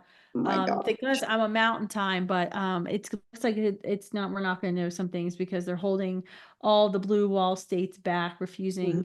And Fox just called North Carolina, which it was called like 45 minutes ago from everybody else. Before we jump into election things and all things election, I want to go back to the personal. I think that's what, is so powerful about what Delegate Freitas was just talking about, the personal, like having to explain abortion to your child because it's being talked about nonstop, and then have a child look at you, be like, wait, who kills babies? Why would anyone kill babies? Right. Can you share a little bit about your personal story about why you're pro-life briefly, but please share it. Yeah. Yep. I mean, I'm very, very outspoken about the reality that I had an abortion in my 20s and was definitely convinced that it was, quote, not a big deal and that I would move past it and that it's kind of typical. And the opposite is true, of course, which is why I speak so boldly about it, because I really believe, more than anything, as you know, that this issue is not political. It's a moral issue. And morally, I can speak from authority to women that having an abortion is not empowering. It is not easy to get over. It is not normal. It's been the most painful thing that I've ever gone through in my life. I live with regret and remorse every single day. And that was over 20 years ago, 23 years ago. So, I have a platform built on leave politics out of it, leave policy out of it. Let me tell you from experience why I cannot endorse this, behavior. That's awesome. I mean, it's so inspiring to hear you kind of share your story and be able to speak with real lived experience to so many women about what's going on. Kristi, I think you want to jump in with a comment here. Yeah, Lindsey, I just wanted to thank you for your story. I will say I was raised in a Christian, very pro-life home. And it wasn't that I didn't believe that abortion was an important issue, but I honestly didn't think about it that much. But I was a reporter working in secular newsrooms, and it was friends of mine who'd had abortion that really showed me how horrible abortion was, because abortion was such a lie. It claimed it was going to solve problems. It brought terror and chaos and grief. And it was really friends of mine who'd had abortions who showed me how horrible it was, even though by faith and by biology, you could say it's a human being, but seeing it as a wrecking ball in women's lives really changed my heart on this issue. Absolutely. So thank you for sharing your story. Thank you. I really appreciate that. If these girls that are running around, we see them on the news, we see them on Instagram screaming about how they're so proud of their abortions, I think that it's going to be very, very painful for them when they finally decide to have children and they birth their first child, and then they realize that they did indeed murder one of their children, because that's what I live with, is the idea that, yes, I murdered one of my own children. How unbearable. I mean, thank goodness that Jesus Christ died on the cross and his blood redeems me. Otherwise, I don't know if I could live with myself for that decision. Well, I owe you a hug next time I see you. Kristan, back to you in the studio, but thank you for sharing that story. I know that's what changed me and really into the pro-life person I am today. Yeah, Mhm. and I think that's so important. Is like we need you, Lindsey, at the state houses, Capitol Hill, when we're trying to have these conversations with representatives and senators and trying to encourage them to lead because, they fear, they fear women and they fear like, oh, I can't vote pro-life. I can't introduce this bill because I'm gonna lose women in my district. I'm like, Mhm. so you want to hurt women? Why wouldn't you Right. speak out? And I Yeah. think that's what's so powerful about your story. What do you think? What have you thought, I guess, of this narrative that's been out there this, for the past few months that if you're a woman, you have to vote Democrat. There's like no other choice. If you're a girl dad, you have to vote Democrat. Mhm. What have you made of that? They, my husband and I agree. They have done a phenomenal job of marketing. The whole joke to me is that they call it reproductive rights. I'm like, isn't that kind of the right to reproduce, which is the opposite of what you're endorsing? Sort of like Planned Parenthood. You're not planning parenthood. You're planning the destruction of parenthood. You're planning the lack of rights for reproduction. It is a shame to me that they were able to coin it women's rights because it's like, again, like you're saying, it is the opposite. It is not empowering. It is not our rights. It is not pro-woman whatsoever. And of course, as we know, we could make the argument, what about the future woman inside, each uterus, inside each womb that never gets a chance to life, liberty, or the pursuit of happiness? But again, they're very, very good at marketing their evil as good, which is totally what it says in the Bible. So why are we surprised? Good will be called evil and you'll be called good. They're appealing to women in the sense that like, we care about you. We want you to have these rights, but really there does need to be more women saying, hi, as a woman, let me tell you how badly this hurts other women. Absolutely. Absolutely. Thank you for that. All right. So we're seeing Nebraska. Deb Fisher has been called as the winner in Nebraska for the Senate race by 7,000 votes. That means the Republicans have gained the Senate. That is massive. That is extremely important for all the reasons we've mentioned earlier tonight. That's going to be, well, she's incumbent, but that gives us what we needed. Tester is going down in Montana, but there's only 14% of the vote in right now. So we've got some stuff happening. Kristi, what else is going on? I saw something, I think it was Decision Desk is saying the House could flip to Democrat. I don't know that the House can flip to Democrat. It's that yes, it could flip to Democrat because, So things the Senate's happen. at 51 seats, according to Fox. The Senate, Fisher just won her seat in Nebraska. Yeah. Very exciting. Close though. There was 20 plus seats in the maybe category with the House. When there was just a handful between the Democrats and the Republicans, that just made it a total crapshoot, to be honest. And it's been going well all night. We've picked up 3 seats, but there's just still a lot outgoing. And I put in a list earlier, if I can scroll back to those notes. There are just some states. When you look at Michigan, Wisconsin, Pennsylvania, Arizona, North Carolina, Georgia, and Nevada, where they're refusing to call them and they're putting them in the maybe category, and there are a lot of votes still taking place. They've left a lot of room to dispute outcomes, and there's just seats that aren't called yet. So I'm sure Chanel's finding that in the Senate races, in the down ballot races too, but it's fuzzy. And one of the things that we're seeing is that some of these Republican congressmen that, again, these races aren't called, as you've said, there's a huge amount still kind of there. Lots of returns are in, but they're not quite called yet. But a handful of them appear to also be pro-abortion Republicans. And so, when you think about some of the things that Nick said earlier in, this program and sounds like Students for Life Action is going to be playing in the 2026 House primaries to make us even more popular with my friends in Washington, D.C. Yeah, and it also creates an opportunity, frankly, when some of these pro-abortion Republicans lose, to run new, stronger, more pro-life candidates in some of these places, replacing a Democrat with a genuinely pro-life Republican, as opposed to one that is wishy-washy on the lives of preborn babies. And so, Well, again, still a lot of races still very close to call. But even in some of them, there may be a silver lining if we lose a couple of GOP congressmen that were in favor of things like funding Planned Parenthood or, made pronouncements about how pro-choice they were to try and save their seats. Wow. Yeah, I have to say that in Pennsylvania, there's some people who are not going to be sorry to see go. McCormick is leading the incumbent Bob Casey in Pennsylvania with 81% in. And I just had a panic attack because if Vance becomes vice president, we're going to have a race in Ohio. It's going to be like the most expensive Senate race ever. Because if we get to 51, they're going to try to get us down to 50. Oh my gosh. Oh, all right. The panic's setting in. It looks like we're going to Ohio for a special election. That's okay. We're good at that. Oh, It'll Tammy be fun. Baldwin is down in Wisconsin too. Wow. By 2.5 percentage points with 75% in. This is a bad night for Democrat I have to say senators. with Bob Casey, honestly, in terms of the life issue, which we all care about, what a disappointment he has to be. I mean, I remember his father, my family's from Pennsylvania from the 1600s. His father was a hero. He's the Casey and Casey v. Planned Parenthood, a pro-life Democrat. They're an extinct species now. They've been driven out of, practically out of the entire office.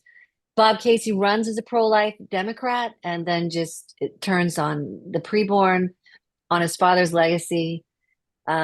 It's so disappointing to me personally. And I think to a lot of Pennsylvanians who really do care about the life issue. Yeah, I mean, I remember Kristan Day from Democrats for Life arguing with me at one time that he's really pro-life, and then he totally betrayed us time and time again. He had multiple opportunities not to do that. Okay, Fox has called the Senate flip. Wisconsin Senate is looking pretty good for the Republican. She's still up by 17 percentage points in Montana, but we only got 14% in, so who knows? I haven't heard anything from Nevada. It's been like freaking radio silence over there. Looks like pro-lifers are going to win, i.e. defeat Amendment G in South Dakota. So that would be 2 amendment victories tonight, which is double what I thought it was going to be like a week ago. So I'm very pleased about that. Let's do some final thoughts to wrap this 3-hour road show up. Oh, by the way, where is our Emmy nomination? We have survived this. Kristi, closing thoughts. Where do you think we will be when everyone, the normal people who have gone to bed already, and the rest of us wake up tomorrow morning? Where do you think we're going to be? I think that President Trump is likely reelected. I think we have the Senate. I don't think that we're going to know about the House, and I think we're going to go to court. There are so many things that have to be litigated still, not because that's the way I want it, but because that's the way it's been set up by a lot of aggressive weaponizing of our government. I think that's unfortunate. I will say, though, in this go round, the GOP was ready for that. That's kind of exciting. It's nice when your team is ready to fight. And for life, I hope. So, yeah. And I got to tell you, I think that people need to tune in on November 12th, because whether you won or lost your ballot initiative, whether a state went one way or the other, we have a plan for how we can protect life in law and in service. We have a constitutionally sound package. We've spent 6 months putting it together, and we're excited to tell you about it. So let's go to court and let's show back. So so there's a webcast tomorrow. You go to prolifegen.org/webcast. You have to RSVP for this. It's not going to be live broadcast like this one is. It's our post-election marching orders of Pro-Gen. Kristi, Chanel, and I, if you haven't had enough of us, we'll be back.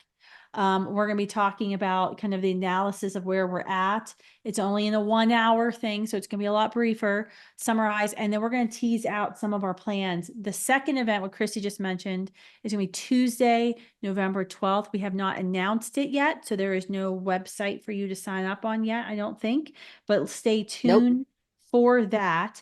That is going to be a press conference with some state pro-life legislators, maybe some federal legislators, but that's where our Kristi and I's pessimism about the election is going to pay off, because we've been working on a plan for every state, even states, that we've tragically seen losses tonight, like in Missouri. There is a path forward for you. You have to remember, at the height of Roe versus Wade's power, the tyranny of Roe versus Wade, we saw a victory in 2007 with the Casey decision, right? Where it was found that a certain type of abortion could be made illegal with the Supreme Court. And it took a while to get there, but because of that, we know there's a path forward, and we have some innovative ways that we want to talk to you about. It's about the clean drinking water. Remember, Minnie and Rosie, I showed you earlier. Chanel, final thoughts, 30 seconds.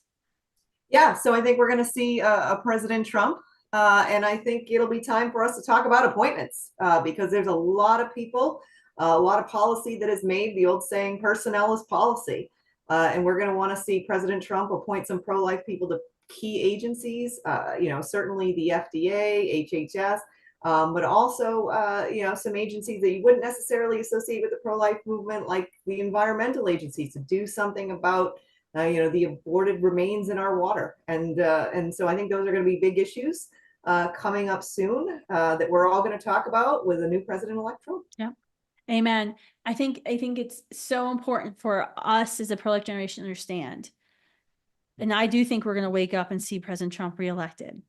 That is not going to be the end of our work. In fact, our work is going to get harder, friends, because it's not going to be outwardly attacks on the pro-life movement, like trying to shut down our entire organization or IRS investigations and audits, which is what I think we would face if Kamala Harris would win, somehow pull this off, and when we're sleeping, which, keep praying, because that's still in the realm of possibilities here.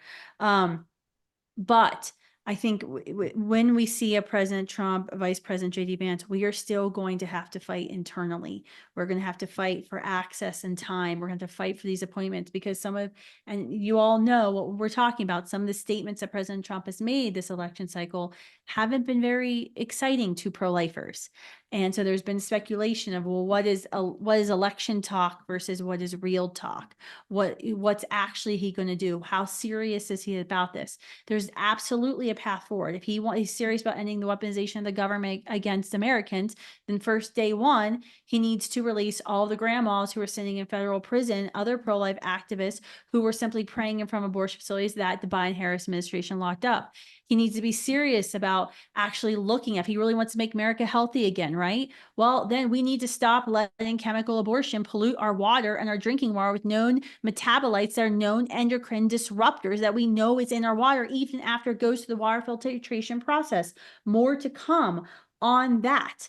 Okay. So, if he's really serious about abortion being not a federal issue, then we got to hold President Trump's feet to the fire and demand Planned Parenthood finally get defunded of all of our taxpayer funds, which is going to be hard if we end up losing the majority in the House, which I saw that Democrats just picked up a second win. So now we're basically only up by one. So more work to be done. That's the bottom line. But even though we know more work is to come, I want you to take heart. We know tens of thousands of babies will be saved simply because Amendment 4 went down in flames today in Florida.